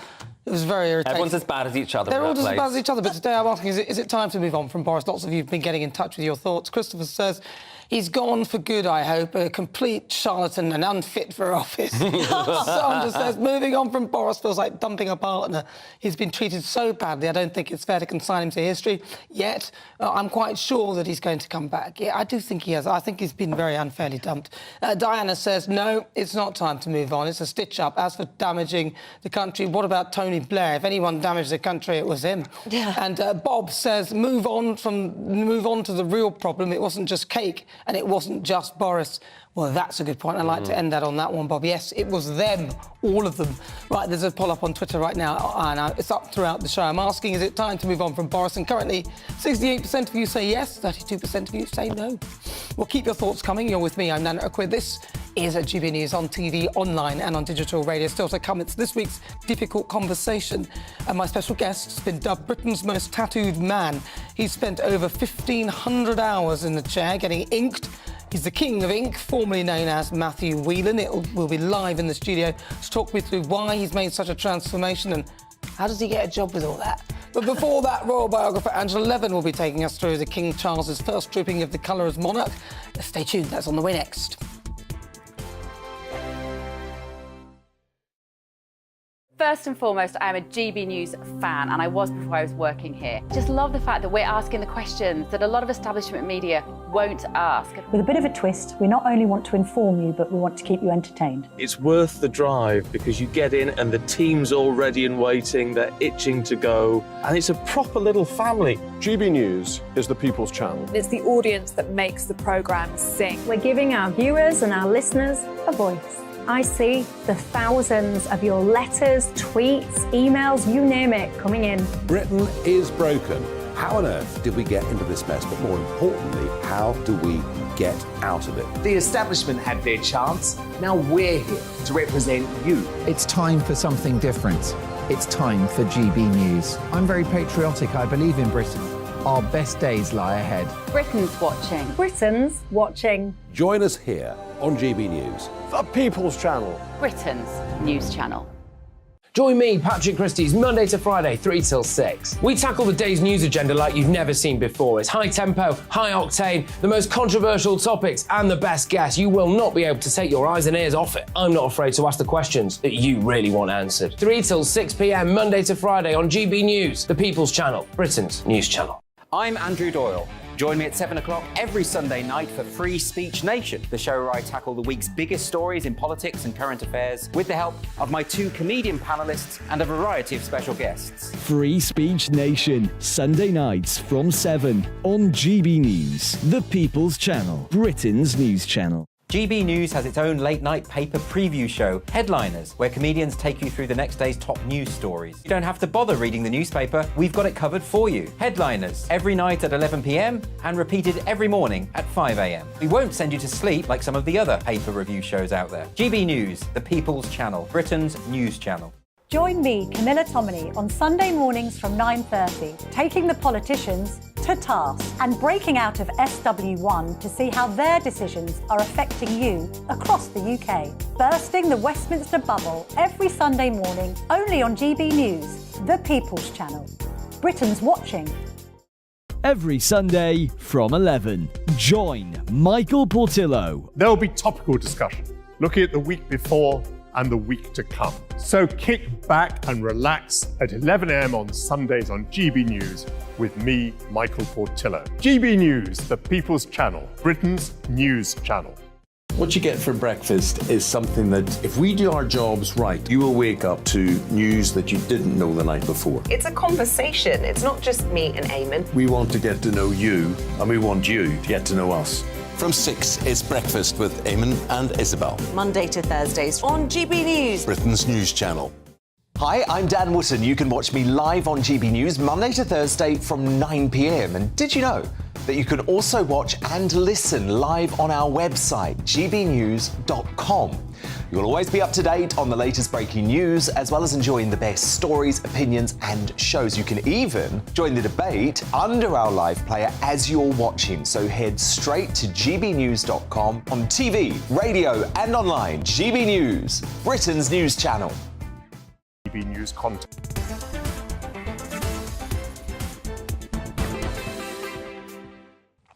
Good afternoon. We are the People's Channel. This is GB News on TV, online and on digital radio. I'm Nana Akua, and it's time for Royal Roundup time. There is always something going on in the royal household, and this week has been no different.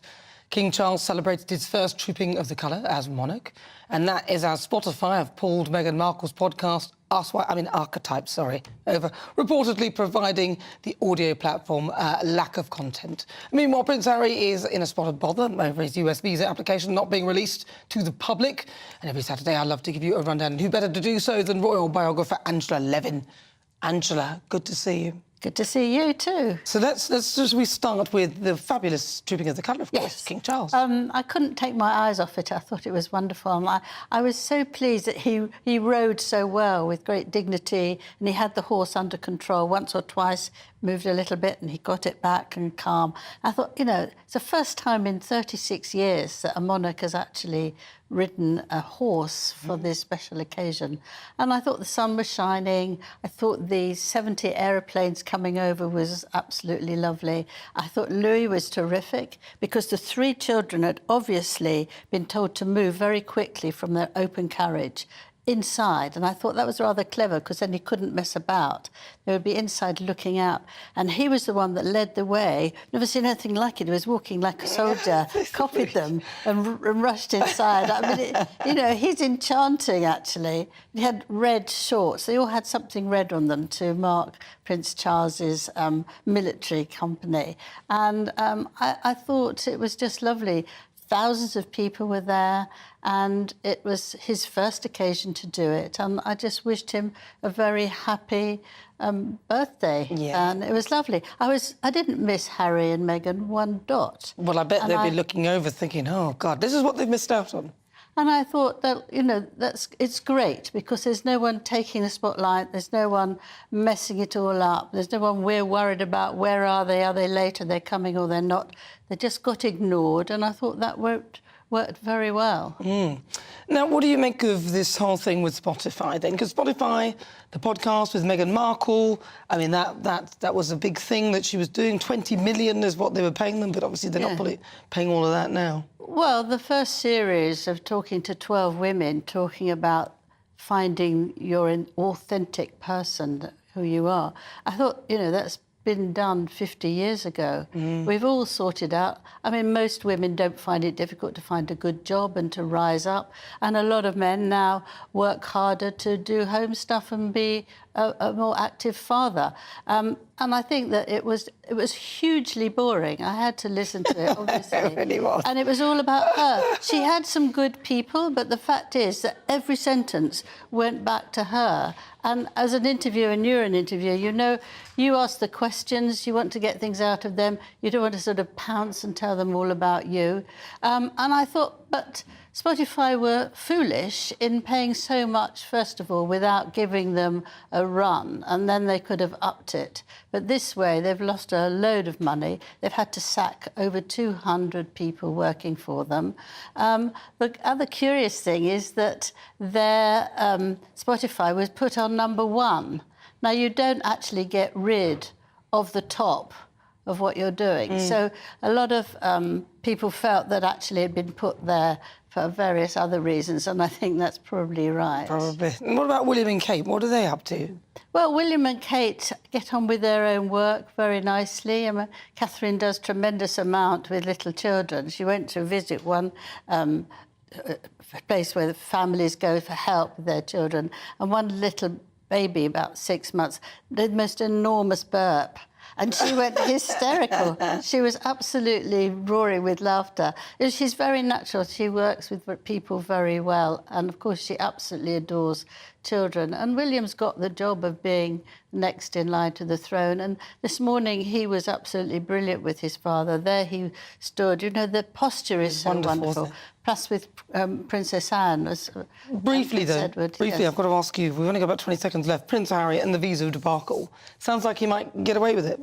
Yeah, and we have to pay £1 million for it because he's tried to get the Home Office to do that, make sure he's got enough protection. And do we have to pay for this? We have to pay. It's going to cost us £1 million, and he's going to have to pay 10,000. And I think it's absolutely outrageous.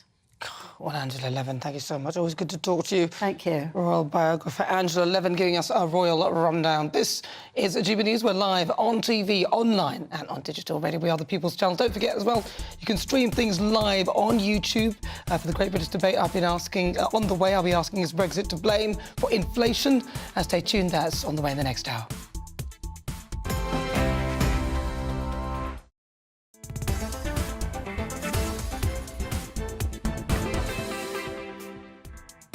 So good afternoon. If you just joined me, it's 5 o'clock. We're live on TV, online and on digital radio. I'm Nana Akua. And for the next hour, me and my panel will be taking on some of the big topics hitting the headlines right now.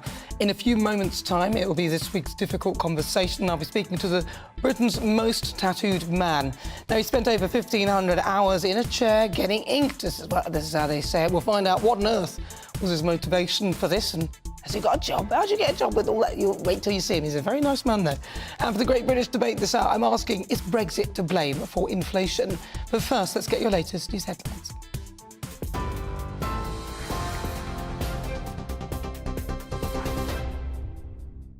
Good afternoon. Coming up to 1 minute past 5, I'm Ray Addison in the GB Newsroom.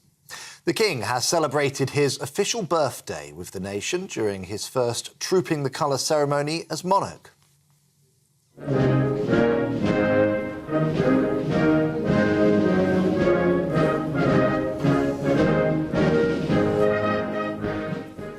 Around 8,000 spectators surrounded Horse Guards to watch the military parade, which dates back 260 years. For the first time since 1989, all 5 regiments of Foot Guards, that's the Welsh, Scots, Irish, Coldstream and Grenadier, paraded together. That's around 1,500 soldiers. It was also the first time that a monarch has ridden horseback during the parade in more than 30 years, the last being Queen Elizabeth II in 1986. Members of the royal family waved from the balcony of Buckingham Palace as thousands filled the mile to cheer. 70 aircraft from all 3 armed services took part in a fly-past, including 18 Typhoon fighters, which spelt out the King's monogram CR for Charles Rex.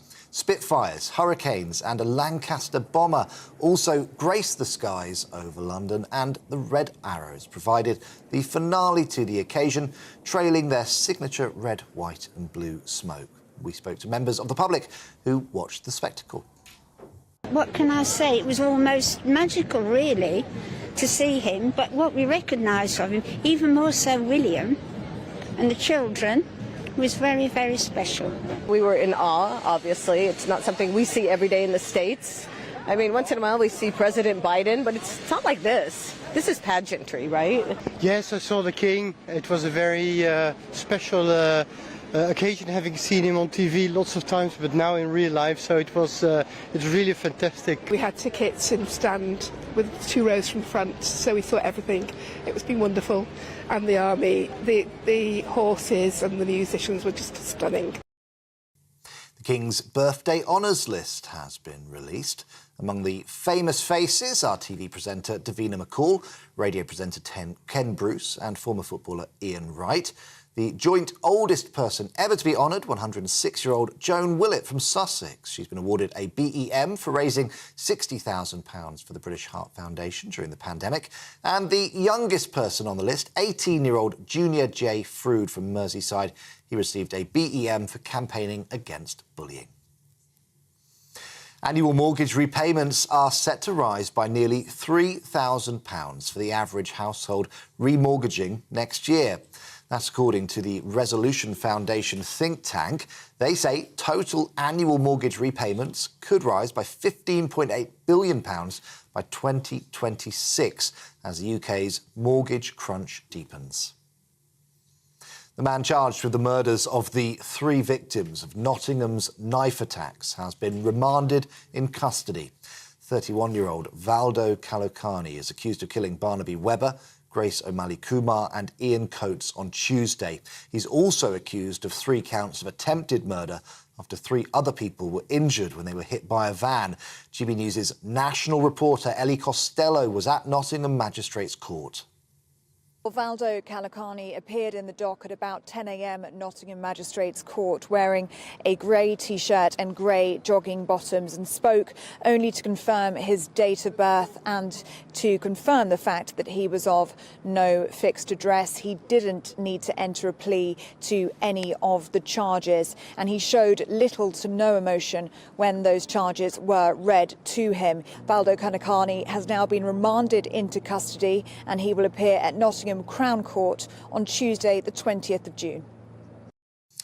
4 people from the same family have been found dead in a flat in West London.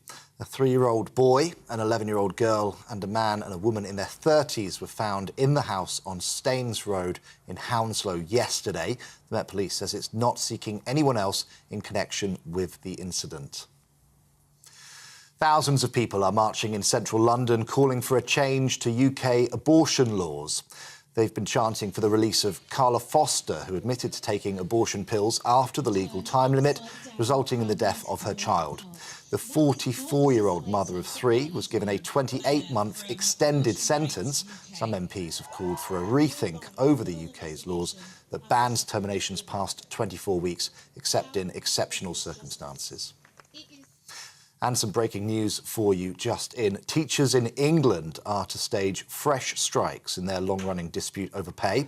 Members of the National Education Union are going to walk out on July 5th and 7th, causing disruption to schools in the current term. The NEU is currently reballoting its members to see if they want to continue taking industrial action for the rest of the year. That's news just in. We'll bring you up to date on that as we get more.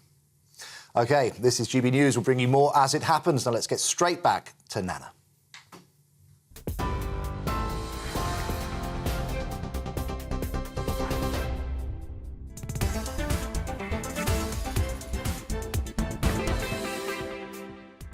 Good afternoon. It's fast approaching 7 minutes after 5 o'clock. This is GB News. We are the People's Channel. I'm Nana Akua. And for the next hour, me and my panel will be taking on some of the big topics hitting the headlines right now.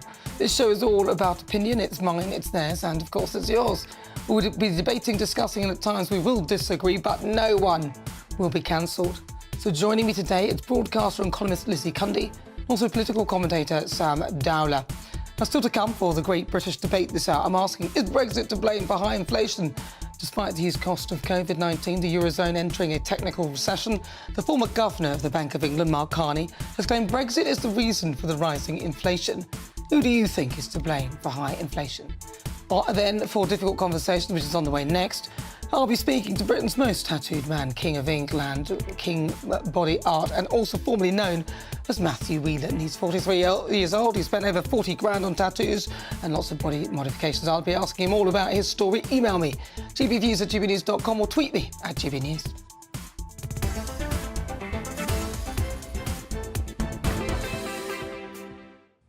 So now it's time for this week's difficult conversation, and there's nothing ordinary about today's very special guest, King of Inkland, King Body Art, the extreme inkite, also formerly known as Matthew Whelan. He's 43 years old, 90% of his body is covered in tattoos. He also spent over 1,500 hours in the chair while splashing a whopping 40 grand on them. He also holds the world record for having the most tattooed artists ink him at the same time. However, the Birmingham man has recently revealed he is giving up his love of the needle, pretty much because there's no more space, so he can clear up his mortgage. I'm joined now by Britain's most tattooed man, King of Inkland, King Body Art, the extreme inkite. Have I said that right? That's a mouthful, isn't it? Why? Hi, Nana. It's my identity. Without a name, you haven't got an identity. So what is your name? Tell me again. King of Inkland, King Body Art, the extreme inkite. But my family call me Bart. I'm being Art in life, not Bartholomew. And I'm Body Art. I'm covered in body art. So your website, has it got all that on there as well? It's got an abbreviation of my full name. So, yeah. Writing it down takes a while as well, so yeah. So why? Why have you done all this? What's the point? It's become a lifestyle rather than an obsession or a hobby or an addiction. So my family had a couple of tattoos. My dad had one, my uncle had a few. I've always been very well travelled. Kids can't go out of school these days on holidays for more than a week before they're parents get told off. I was very well travelled, seen parts of the world, got family in different parts of the world, Maoris. The fact I loved art as well, one of my favourite. Can't draw very well, loved art. The fact that you could put it on the body was fascinating. My first tattoo was almost my very last one. Everything that you can possibly think, infection, everything, learning curve.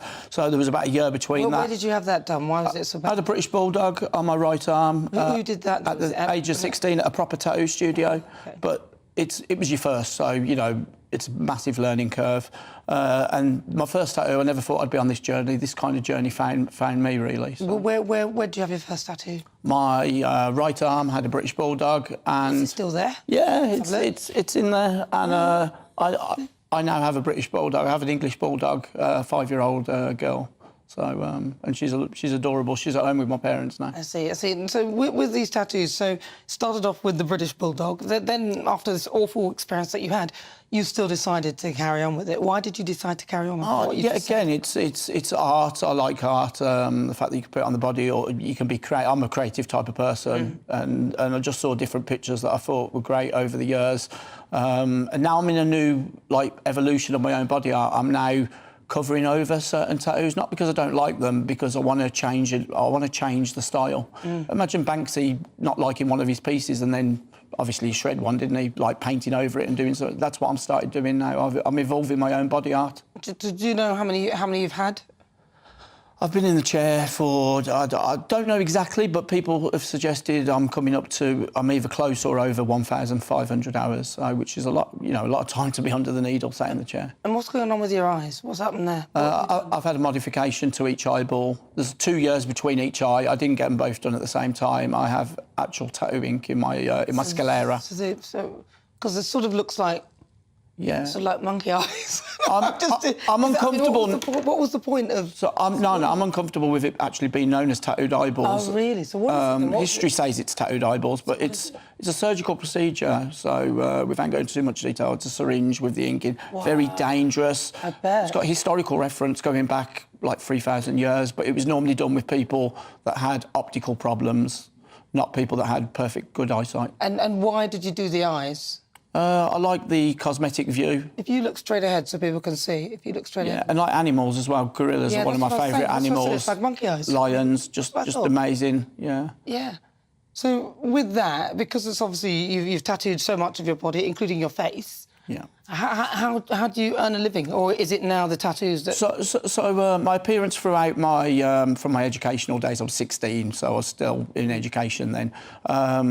Didn't really cause a problem.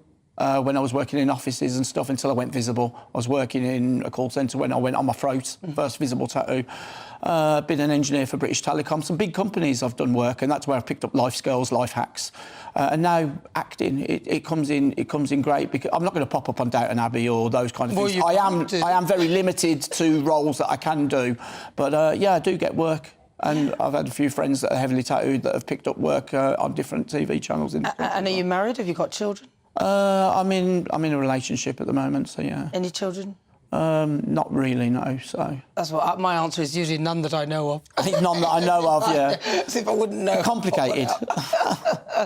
So with all this then, so what's the worst thing that you did? Well, you got something. What's that on your hand? So we created an artificial pocket lift up your arm in the like skin. And is it higher? So we put an implant. We put an implant under my skin. Higher.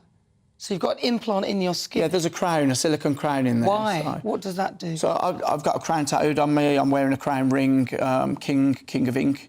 Yeah, again, it's identity. It's an implant that I wanted, and yeah, again, it's a different type of art. It's body art, but it's three-dimensional under the skin. And again, it's a surgical procedure rather than a standard cosmetic.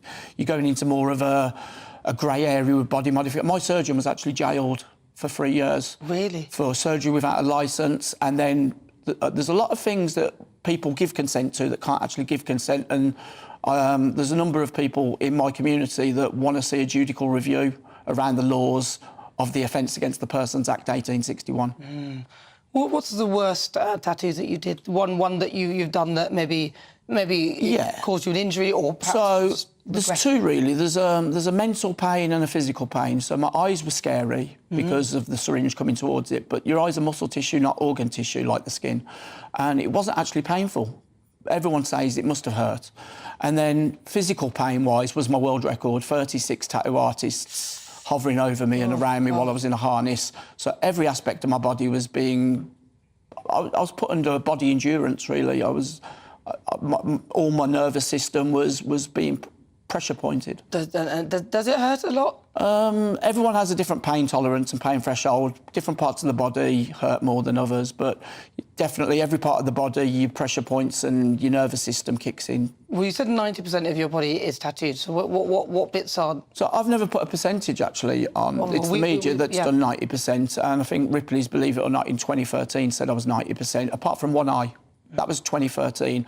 I've had tattoos removed, which is another form of body modification. I'm now covering tattoos, so that's why I never put a percentage on myself. I'm head to toe covered in ink, and I'm evolving my artwork. Is there any sort of toxic shock you can get from all this ink that goes into your body to create the tattoos? We've had the great thing called Brexit, haven't we? The European Chemical Agency have banned, a couple of years ago, inks in Europe. There's a company in America that's been a bit naughty and putting the European flag saying it's EU-approved ink. And there's links and research back decades to say tattoos can cause cancer. Can they? Do you know of... have you had any issues with the ink or anything yourself? I've had allergic reactions to different toxic chemicals in, like zinc and other chemicals in the ink. I know other people that have had reactions. A girl in Canada I talked to, she had problems with her sight with her eye, but that is the eyes are a whole lot more risky. I was going to ask you about that. Has it affected your sight at all? So I had an optician examine my eyes 2 months before my procedure, a couple of weeks after, and I have an eye test every 12 months. It's common sense, where I advise your viewers to go get their eyes tested at least every 2 years. So I've had no issues whatsoever. I've still got good eyesight, so I'm blessed. Pretty good, isn't it? And what's the reaction from people to you with all of this on you? Absolutely mixed. In my own community, like, people know me because I live in the area and stuff, but when I travel, some people want selfies, some people are cautious. Children are fascinating because they'll come up and some of the little ones that their brains are still developing might say scary man, but instead of being scared and running off, scary man comes out of their mouth. But they're fascinatingly staring, and, you know, I had one family the other day walking past me as I was walking my dog, and the young lad, he must have been no more than 6, and he said, "Dirty face." And I said to the mum, I said, "Will you just tell your son that I haven't got a dirty face?" So, like, that's like something that you might get as well. So have they faded and changed over time, like the colours of them? Like the ones on your face, were they always green like that? So I had different. I've got cover ink, so I've got ink over ink. Okay. So my face looked totally different. I think you might even have a picture of me, of what I looked like over a decade ago, even 20 years ago when I started visible on my face. Very, very different. Well, we've got a picture coming up. Very now, scary, different to some people. That's you without the tattoos initially? Yeah, work experience. My very first job, they took me on. That was a transport company. This is what he looks like without any tattoos at all? 4 tattoos there. I had 4 tattoos. I'm wearing a shirt covered up. And if you're listening on radio, you can always download the GB News app, check it out, or look on YouTube now. We're streaming live. Sixth form. When you're young. One tattoo there when I was in sixth form. Look at you. That was my bulldog tattoo on my arm. So that's what you look like without them. Interesting. Wow. Do you ever regret any of them? Is there anything you regret? No, probably certain artists that I went to that weren't up to so standard, but then there's like a lot of egos in the industry as well. I mean, you could go to someone that charges an arm and a leg, you could go to a famous tattoo artist that's very well known with a TV show. Been all over the world and been inked. And again, people are individuals, aren't they? And so if you go to, this is what I say to your viewers as well, if they're thinking of getting a tattoo, if you go to a bad tattoo artist on a good day, you're not very likely to get a good tattoo, are you? And if you go to a good tattoo artist on a bad day, you're still going to get a decent tattoo. Is there like a register of records as the best tattoo artists, or like any official thing that's there, but people... Well, there's studios around the world that are recognised and people go there, and then there's waiting lists for certain tattoo... And there's a reason why there's a waiting list, because they're that good.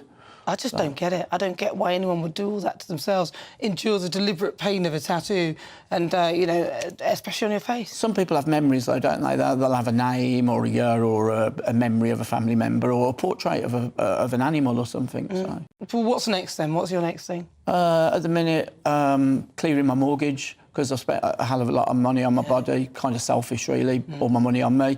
But, yeah, my mortgage, I've got a budget plan for about 4 years to clear my mortgage, with interest rates going up and the cost of living as well. Yeah, well, it's funny that people talk about that as if it's just a lot, but when I bought a house, that was kind of... Yeah. It was 5%. Oh, yeah, I was normal, wasn't it? I was young when Thatcher was in power, and but now I'm going to go from £158 interest to triple that almost. Well, listen, you know what? It's the world we're in. Well, it's the world we're in, and you're in it. And the tattoos, I respect you going out and doing that yourself. And obviously, it brings you a good living, which is good.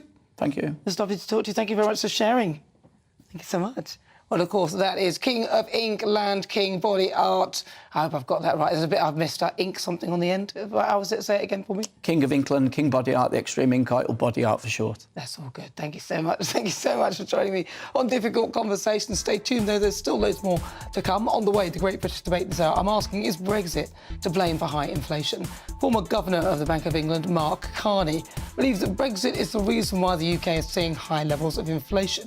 Of course, you may have seen your mortgage rates go up as well. Now, he warned the British public that a vote to leave would mean a weaker pound and higher prices and less economic growth. But what do you think? I mean, is he being fair? Is it just another Ramona? Don't go anywhere. That's next. Like all families, we have arguments every now and then, but actually we agree on what the mission of GB News is, and that's the most fundamentally important thing. GB News provides the kind of platform that lets all voices be heard. We don't hold back. We're free to say what we really think. Just because some people who live in a tiny little Westminster bubble think that their particular story is important, that's not the most important story for me. And often there will be difficult stories that you won't find on the establishment media. Because what people think in the north of England may be very different to what they're thinking in the home counties. We're going to carry on telling the world what life is really like for households up and down the UK. We love to be in your car, in your kitchen as you're having your breakfast. Whatever you're doing, you are part of the show. If it matters to you, it matters to us. Britain's watching. Britain's watching. Britain's watching. We're proud to be GB News, the People's Channel, Britain's news channel. Monday to Thursday, 9 p.m. till 11 p.m. Join me, Dan Wootton. I'll bring you the sharpest takes and hottest debates. Do you not believe in prison? I don't believe in prisons. I'm completely stunned. I guarantee you there'll be no spin, no bias, no censorship. I actually was personally quite offended by it. And no reason to go to bed. So I guess they've always been quite woke. That's Dan Wootton tonight on TV, radio and online. Monday to Thursday from 9 p.m. till 11 p.m. on GB News. The People's Channel, Britain's news channel. Nightmare commute. Kick it up a gear with me, Patrick Christie's, at drive time, 3 till 6 p.m, Monday to Friday on GB News Radio. You can listen online and on DAB+, on the smart speaker app and on the GB News app. And if you've got an Alexa, all you have to say is, Alexa, play GB News. We're also on TuneIn and the Radio Player apps. From the school run to rush hour, get revved up with me, Patrick Christie's, on GB News and GB News Radio. So Jubes & Co. we tackle the issues of the day with real, robust debate, both sides of the fence, battling it out with me in the middle with my forthright opinions and views. And often really interesting things happen because you start with a position and then by the end of the debate you find actually, I might not have thought about that one. What we need in this country is 2 new political parties. You should maybe think about doing a 2024 calendar. I'm Michelle Dewberry and I'm keeping you company right through until 7 o'clock this evening. GB News, the People's Channel, Britain's watching. Westminster is going around in ever-decreasing circles, followed by the media. Britain is broken. How on earth did we get into this mess? But more importantly, how do we get out of it? Join me at 7 p.m, Mondays to Thursdays on Farage, here on GB News. We will have open, rational debate. We've got to work out how Britain moves forward from this. Join us here on GB News, the People's Channel. Britain is watching. You've probably seen politicians interviewed 1,000 times, but we do it differently. We find out who they really are, we don't shout, we chat, and hopefully we bring a bit of light, not just heat. Did you know Kate Moss? Apparently. Do you have a pair of jeans or a pair of jeans? No, of course I don't. What would I do with them? My friends are like, oh my God, what's she doing now? Join me every Sunday at 6 for Gloria Meets, only on GB News, the People's Channel, Britain's news channel.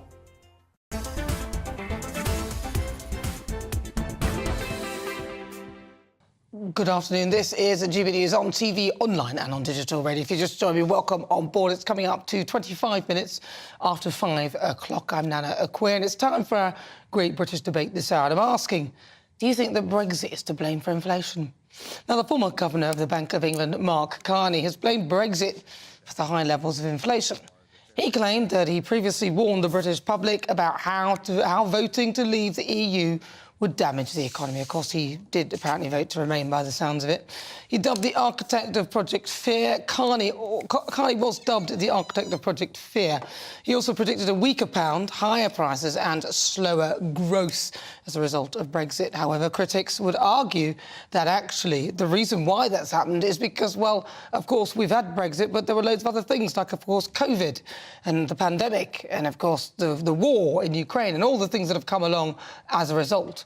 Well, now I'm joined by Vicky Price. She's the Chief Executive Advisor for the Centre of Economics and Business Research. Suzanne Evans, political commentator. Also Sean Woodward, former Labour MP. And Shankar Singham, CEO of Competeri and former trade advisor to the UK Secretary of State for International Trade. All right, well, listen, I'm going to start with you, Shankar. She's talked about... He's basically saying that the reason why we're having all this high inflation is because of Brexit. Is there some credence to what he's saying? Well, I think there are lots and lots of reasons why we have high inflation, and you've got to separate out the high inflation that's occurring in all of the world, and it seems like the after effects of the COVID lockdowns and the disruption to global supply chains and a lot of those things that gave rise to very high levels of inflation and cost increases are proving to be quite stubborn. And taking quite a long time for the world to recover from that. But you have to also look at the things where some of the things that people experience as a result of inflation, in other words, a higher cost for certain things, why that's happening, what are the differences between the UK and the rest of the world? Because certainly with things like food prices, it seems like UK food price inflation is significant, and I think clearly I think Brexit's not a major contributor to that, because in terms of food, we're obviously a net importer. We have no tariffs and quotas to the EU, and we haven't even introduced any controls yet, so there can't be a huge impact there. But I think the single thing that is the biggest contributor to UK-specific inflation is our very, very high energy cost. And so, we need to think about how to lower our energy cost. It's a combination of things. It's environmental taxes and so forth, but it's also our interconnection policy. It's a whole range of things that lead to very high energy costs, and they are dramatically out of line with the European Union, and they're dramatically out of line with the US and most countries. Well, let's go to. I want to go to Vicky Price, because she's the Chief Economic Advisor for the Centre for Economic and Business Research. What's your take on it, Vicky? Well, I would say, of course, there are a number of issues that are contributed to this high inflation, like everywhere else, the energy prices, food prices. We've just been hearing about this. But there is an element of difference, which is that we have introduced some border constraints. It's not so much that we are charging anything for things to be coming in, but supply chains have been disrupted quite considerably since particularly COVID. So in other words, although other European countries have been able to help each other and move things around much more easily than perhaps we would have anticipated, because they've all worked quite closely together, it has been an issue for the UK because we have not seen quite the same supply coming in here. So, for example, when we had a problem with vegetables, fruit and tomatoes and all that sort of stuff, there were no constraints at all in Europe. You would go into any shop, and I've traveled quite a bit, and there were no shortages at all. So that's number one. Number two, if you look at the differences in inflation, yes, of course, I accept that our energy prices are high, but just think of the problems that Germany has had, which was relying entirely on gas from Russia, and had to have all those very, very high prices, and also, of course, cuts of supply, which were a real issue for them. And yet the inflation rate in Europe has been dropping very fast. And that is shown in figures such as, for example, in Spain, we now have inflation of 3%, 3.1%. In France, it's about 5.1. In Germany, it's about 6, admittedly. But what you've got is a much better ability to do something about reducing inflation. We are constrained by the fact that we are out of the system, out of being helped directly as the others are doing to themselves, and have also lost quite a lot of workers in particular areas where we're seeing quite high inflation, such as services, whether it's hospitality, whether it's tourism, where there was a lot of dependence on EU workers who have now gone. So there is a serious deficit in terms of numbers. So our issues with wage pressures are much stronger here than they are in Europe. But that was part of the problem, though, wasn't it? That we had the huge, massive influx of EU workers, which brought the price, brought the wages down. Sean Woodward. Well, we have the highest inflation of any of the G7 countries. As your last guest has just spelled out very clearly, if we look at the rest of the European Union, and then we look at the United Kingdom, which is clearly no longer a member of the European Union, we all face the crisis of energy as a consequence of the war started by Putin. We've all been dealing with COVID. What makes Britain different from the rest of the European Union is that we left the European Union, and the European Union has an average inflation rate of just on 6%, and ours is nearly 9%. There's only one very simple explanation for that. We've all had COVID. We've all faced the consequences of the war. Britain left the European Union. And so we've faced a number of crises.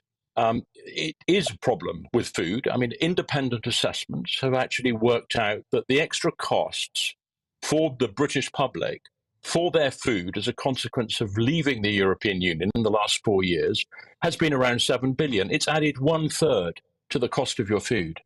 And whatever way you come at this, whether it's about delivery times or whether it's about red tape, the consequence of leaving the European Union is now being played out. And I am really sorry that this has happened. We don't intend to reverse it. But the facts are, we've got this terrible inflation rate that others don't have. Sean, were you a Brexiteer, can I ask? Or were you a Remainer? Can you say?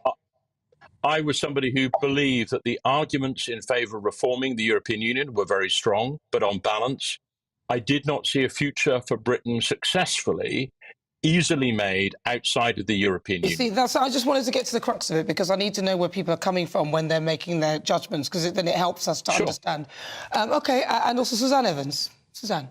Yeah, so, OK, let's put a few facts in here to start with. Your guests are talking about the fact that we have higher inflation here in the UK than the Eurozone, which is now running at 6.1% in May. So they'd be right, because the figures that we have in Britain now are 8.7%. But the Office for National Statistics has not yet released our May inflation data. So to start with, you're not comparing like with like.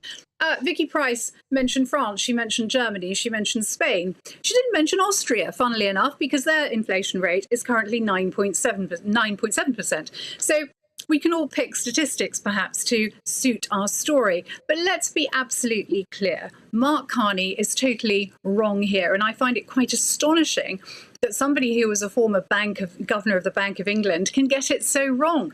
There are three main reasons why we have higher inflation here in the UK. The first is the furlough scheme. And the amount of money that was pumped into that, and as a consequence, the money that the Bank of England pumped into the economy, not just resulting in because of COVID, but the Bank of England has pumped 895 billion into the economy between 2009 and November 2020, plus there's been another 100 billion after that. So it's the Bank of England's actions, in my view, have actually fueled inflation. We've also had extremely high energy prices as a result of the war in Ukraine.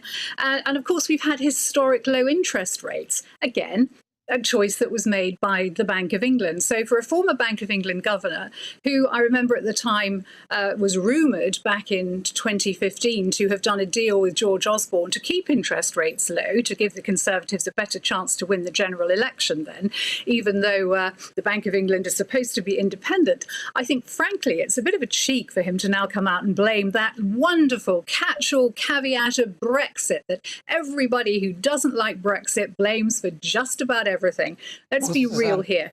We haven't had our May statistics yet, and there are plenty of other reasons and plenty of other countries that have got higher inflation than us. Suzanne Evans, thank you very much. Political commentator Sean Woodward, former Labour MP, Shankar Singham, CEO of Competere, and also Vicky Price, Chief Economic Advisor. Thank you so much for your thoughts.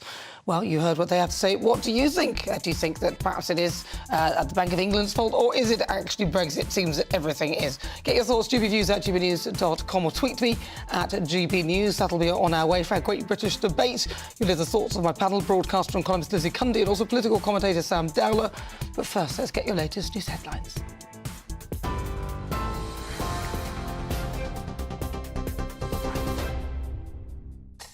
.34, I'm Ray Addison in the GB Newsroom.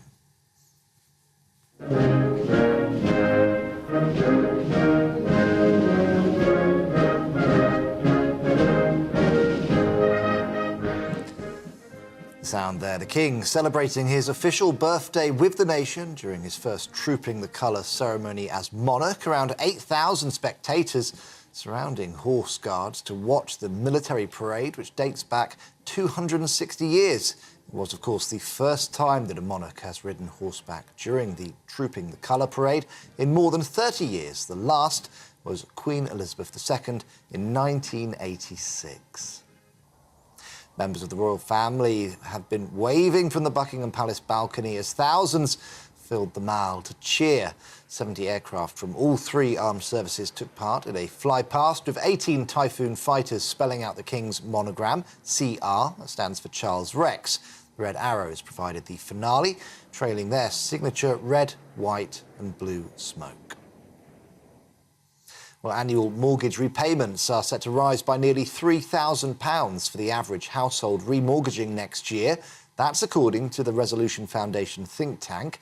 They say total annual mortgage repayments could rise by £15.8 billion by 2026. The man charged with the murders of the three victims of Nottingham's knife attacks has been remanded in custody. 31-year-old Valdo Kalokani, a former student of Nottingham University, is accused of killing Barnaby Webber, Grace O'Malley Kumar and Ian Coates on Tuesday. He's also accused of 3 counts of attempted murder after 3 other people were injured when they were hit by a van. Thousands of people are marching in central London calling for a change in UK abortion laws. They've been chanting for the release of Carla Foster, who admitted to taking abortion pills after the legal time limit, resulting in the death of her child. The 44-year-old mother of 3 was given a 28-month extended sentence. And that breaking news in the last 30 minutes, the National Education Union announcing that more strike action will take place next month, specifically on the 5th and 7th of July, with teachers in England walking out in their long-running dispute over pay. The NEU is also reballoting its members to see if they want to continue taking industrial action for the rest of the year. Well, you can get more on all of those stories by visiting our website, gbnews.com. Now let's get back to Nana.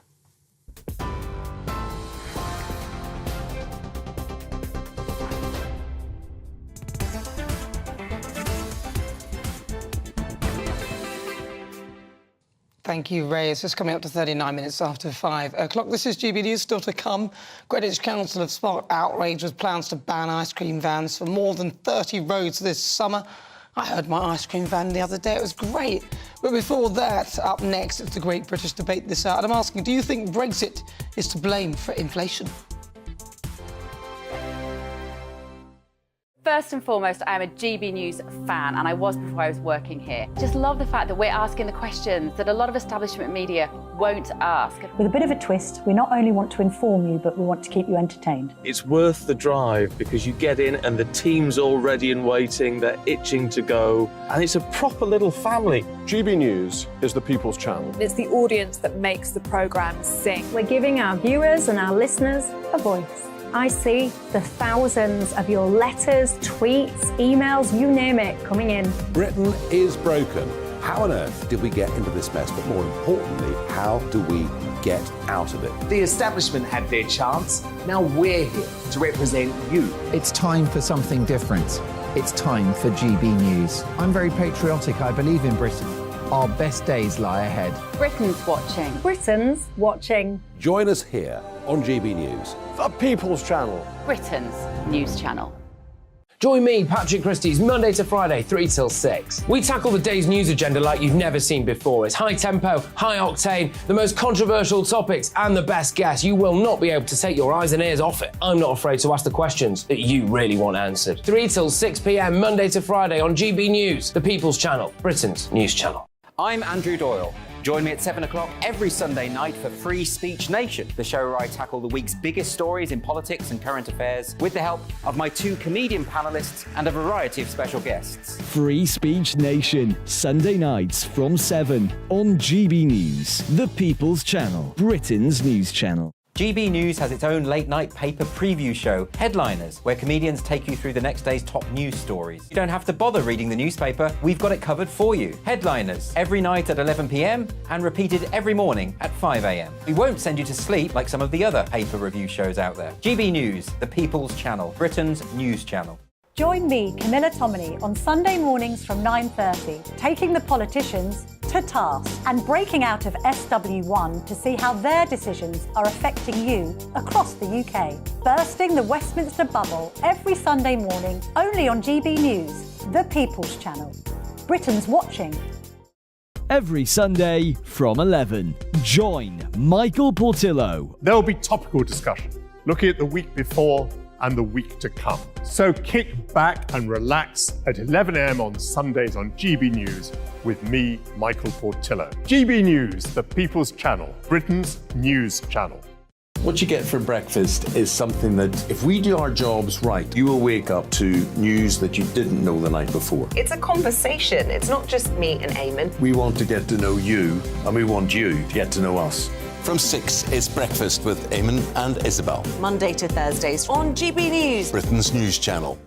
Hi, I'm Dan Wootton. You can watch me live on GB News Monday to Thursday from 9 p.m. And did you know that you can also watch and listen live on our website, gbnews.com? You'll always be up to date on the latest breaking news, as well as enjoying the best stories, opinions and shows. You can even join the debate under our live player as you're watching. So head straight to gbnews.com on TV, radio and online. GB News, Britain's news channel.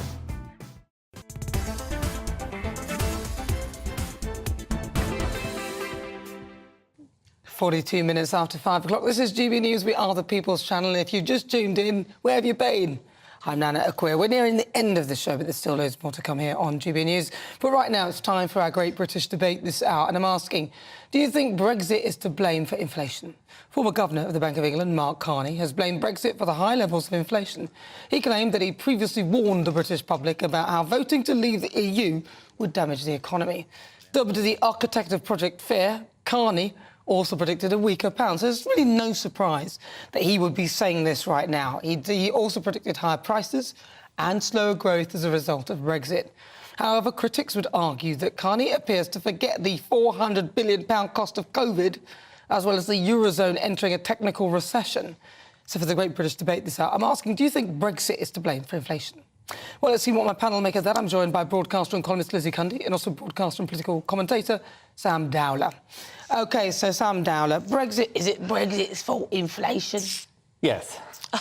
Just to, you know, Brexit, wages, prices rising with wages lagging behind is the definition. Yes, I know. So, obviously, this is Mark Carney, who, let's be honest, he knows what he's talking about. Well, he was a Ramona, and he also created half of these No, but rules. saying a Ramona is disrespectful for starters. No, it's true. Just because he didn't believe that we should leave well, he's the moaning European... after he voted to remain. No, moaning now. But it's like, you know, when you were saying to your past guest, you know, was he a Brexiteer? I mean, like... Well, was he? People who voted to leave the European Union can, you know, could quite possibly, and I know a lot of them that do, see what's happening now and say, oh no, I wish we hadn't voted. No, listen, unless they're here to say that, I don't believe a word you're saying. So you don't know anyone that voted for Brexit that regrets it? No, I don't. One. See, this is my problem with you. You see, you've come here, I haven't changed my mind, you haven't changed yours, Lizzie hasn't changed hers. You've come here, none of us have changed our mind, and you've presented some invisible people who have apparently changed their mind. They're all here. They're all here with me. Imaginary Invisible friends. people. Let's talk about your invisible friends. I'm sorry, I'm not buying it. OK, what I'm saying, but because they're all right, I'm getting ahead of myself. What I'm saying is that you know, we only need to look at things like Ashford International, for example, that it's like fallen apart. Like there's no Eurostar that goes to Disneyland Paris, for example. Like what's that got to do? I'm just talking about because that's to do with Brexit. Like every. Name me one thing that is better now because of Brexit. The wages of the lorry drivers, which was the reason I voted, so that people get higher wages. Is it Brexit's fault? No, I said wages of the lorry drivers. People are getting paid a decent wage now for a job that was literally there were so many people from the European Union taking those jobs. The wages were low. Now we have to use our own people. They're being paid properly. You've asked. We didn't have to go through all those countries to make. Yeah, but you only need to watch this channel for half a minute before people say that the vaccine was a bad thing. However, no. What I'm saying is that for example, with imports and exports, that the red tape is like, you know, out of control now. Like that's why our inflation is so bad now, because like obviously it's such a knock-on effect in so many different aspects in so many different places. I've just got to correct you on the people in the channel because I don't think that's true at all. Lizzie. Yeah, fair enough. Sam, I'm going to buy you a sat-nav because you've really lost your way, OK? You know, it's always Brexit's fault, isn't it? It's Brexit's fault that Man United lost the FA Cup, did you know? It's always their fault. Look, inflation is happening all over in many, many countries. Look, it's happening in the USA. But it's higher here than anywhere else. Actually, inflation is actually started to fall with an expected average of 6.9 from its peak at 11%. You can look that up if you wish. And also, we haven't had this month's figures, so the figures that are quoted are the current ones of the other countries. And we've lost all the staff that worked in the restaurants, etc. They've all gone back to their own countries. The low-paid staff who are relying on there was a pandemic. And Brits don't want to take those low-paid jobs. They don't take them. Do you mean the low-paid staff who are relying on the high value of the pound so they can take it back to the EU and it would be worth more, so they're literally milking us? Well, they don't have to wait very long before the pound goes down even further, do they, Let me tell you, Sam, you really have lost your way, because there was COVID, which has obviously affected, I mean, down to Rishi furloughing, like companies like Victoria Beckham's company. There is a war still continuing, a legal Putin's invasion, which has affected, and it's many other countries. I agree. There is the war between the Ukraine and Russia, of course, and there is COVID, of course. So like we cannot blame everything on Brexit. We cannot blame everything on Brexit. I completely agree with you. But again, I don't think he's out of order because he does know what he's talking about way more than we do. He made a mess of it. He kept interest rates way too low. Exactly. When I bought a house, they were about 5%. That was way back, and that was quite right. We're back to a normal rate. Let's go to see what our viewers think, though, because this show's nothing without them. Let's welcome them and our great British voices. I mean, apparently he did a deal with Gordon Brown, apparently, to keep interest rates low. This is your opportunity to be on the show. Tell us what you think about the topics we're discussing. I've got a full review. Let's start with Dr. Seshni Moodlia in Milton Keynes. Seshni, talk to me. Do you blame Brexit for this inflation? Good afternoon, Nana. I love your new hairdo, by the way. You look stunning. Thank you. Yes, I think it's a combination of Brexit, COVID, and the war. So I agree with mostly with what some of what you're saying, and Lizzie. So it is a combination of Brexit didn't make it easier. We had an economic drain. We had professionals leave, and obviously it increased the cost of certain goods and also goods from other countries. Okay. But yes, in addition to that, the COVID as well as the war has made it more difficult. Brilliant. Let's go to Alan McNeely. Alan McNeely. Thank you, Seshni. Alan. Good afternoon, Nana. How are you? All right? Good, yeah. Yeah, just a couple of facts for Sam there. Exports from Scotland, the northeast of England and Wales are up to the EU. Imports into England to the southeast and the West Midlands, they import more. But I was looking at some statistics. In 2021, the cost of a container to ship goods was up to $20,000, $20,600, which was just incredible price. That's fallen back down now to about $1,400, down 93%. So when people say that the pandemic had no impact on the cost of living, it's all down to Brexit, it's absolutely rubbish. And I would agree with a few members of your panel who said that Mark Carney seemed to totally miss the fact that he was just printing money like it was Christmas. Well, exactly. That's the real impact. He was in charge. And all the printing money. He was in charge. Let's go to Jonathan Jones. Thank you, Alan. Jonathan Jones in Cornwall. Jonathan, is it all Brexit's fault? Hi, Nana. I think it's a lot of nonsense. In that Telegraph article, it actually says further on, Carney himself admits it's a coincidence of other factors. It's a bit like us farmers blaming the lack of rain for not having any tea down here in Cornwall. You wouldn't wear it, would you? We've got to get out and make positive things and make things happen. We can't blame Brexit all the time. Yeah, he's got the reishi tea as well. He's going to make some reishi Nana tea. Brilliant. I'm looking forward to that, Jonathan.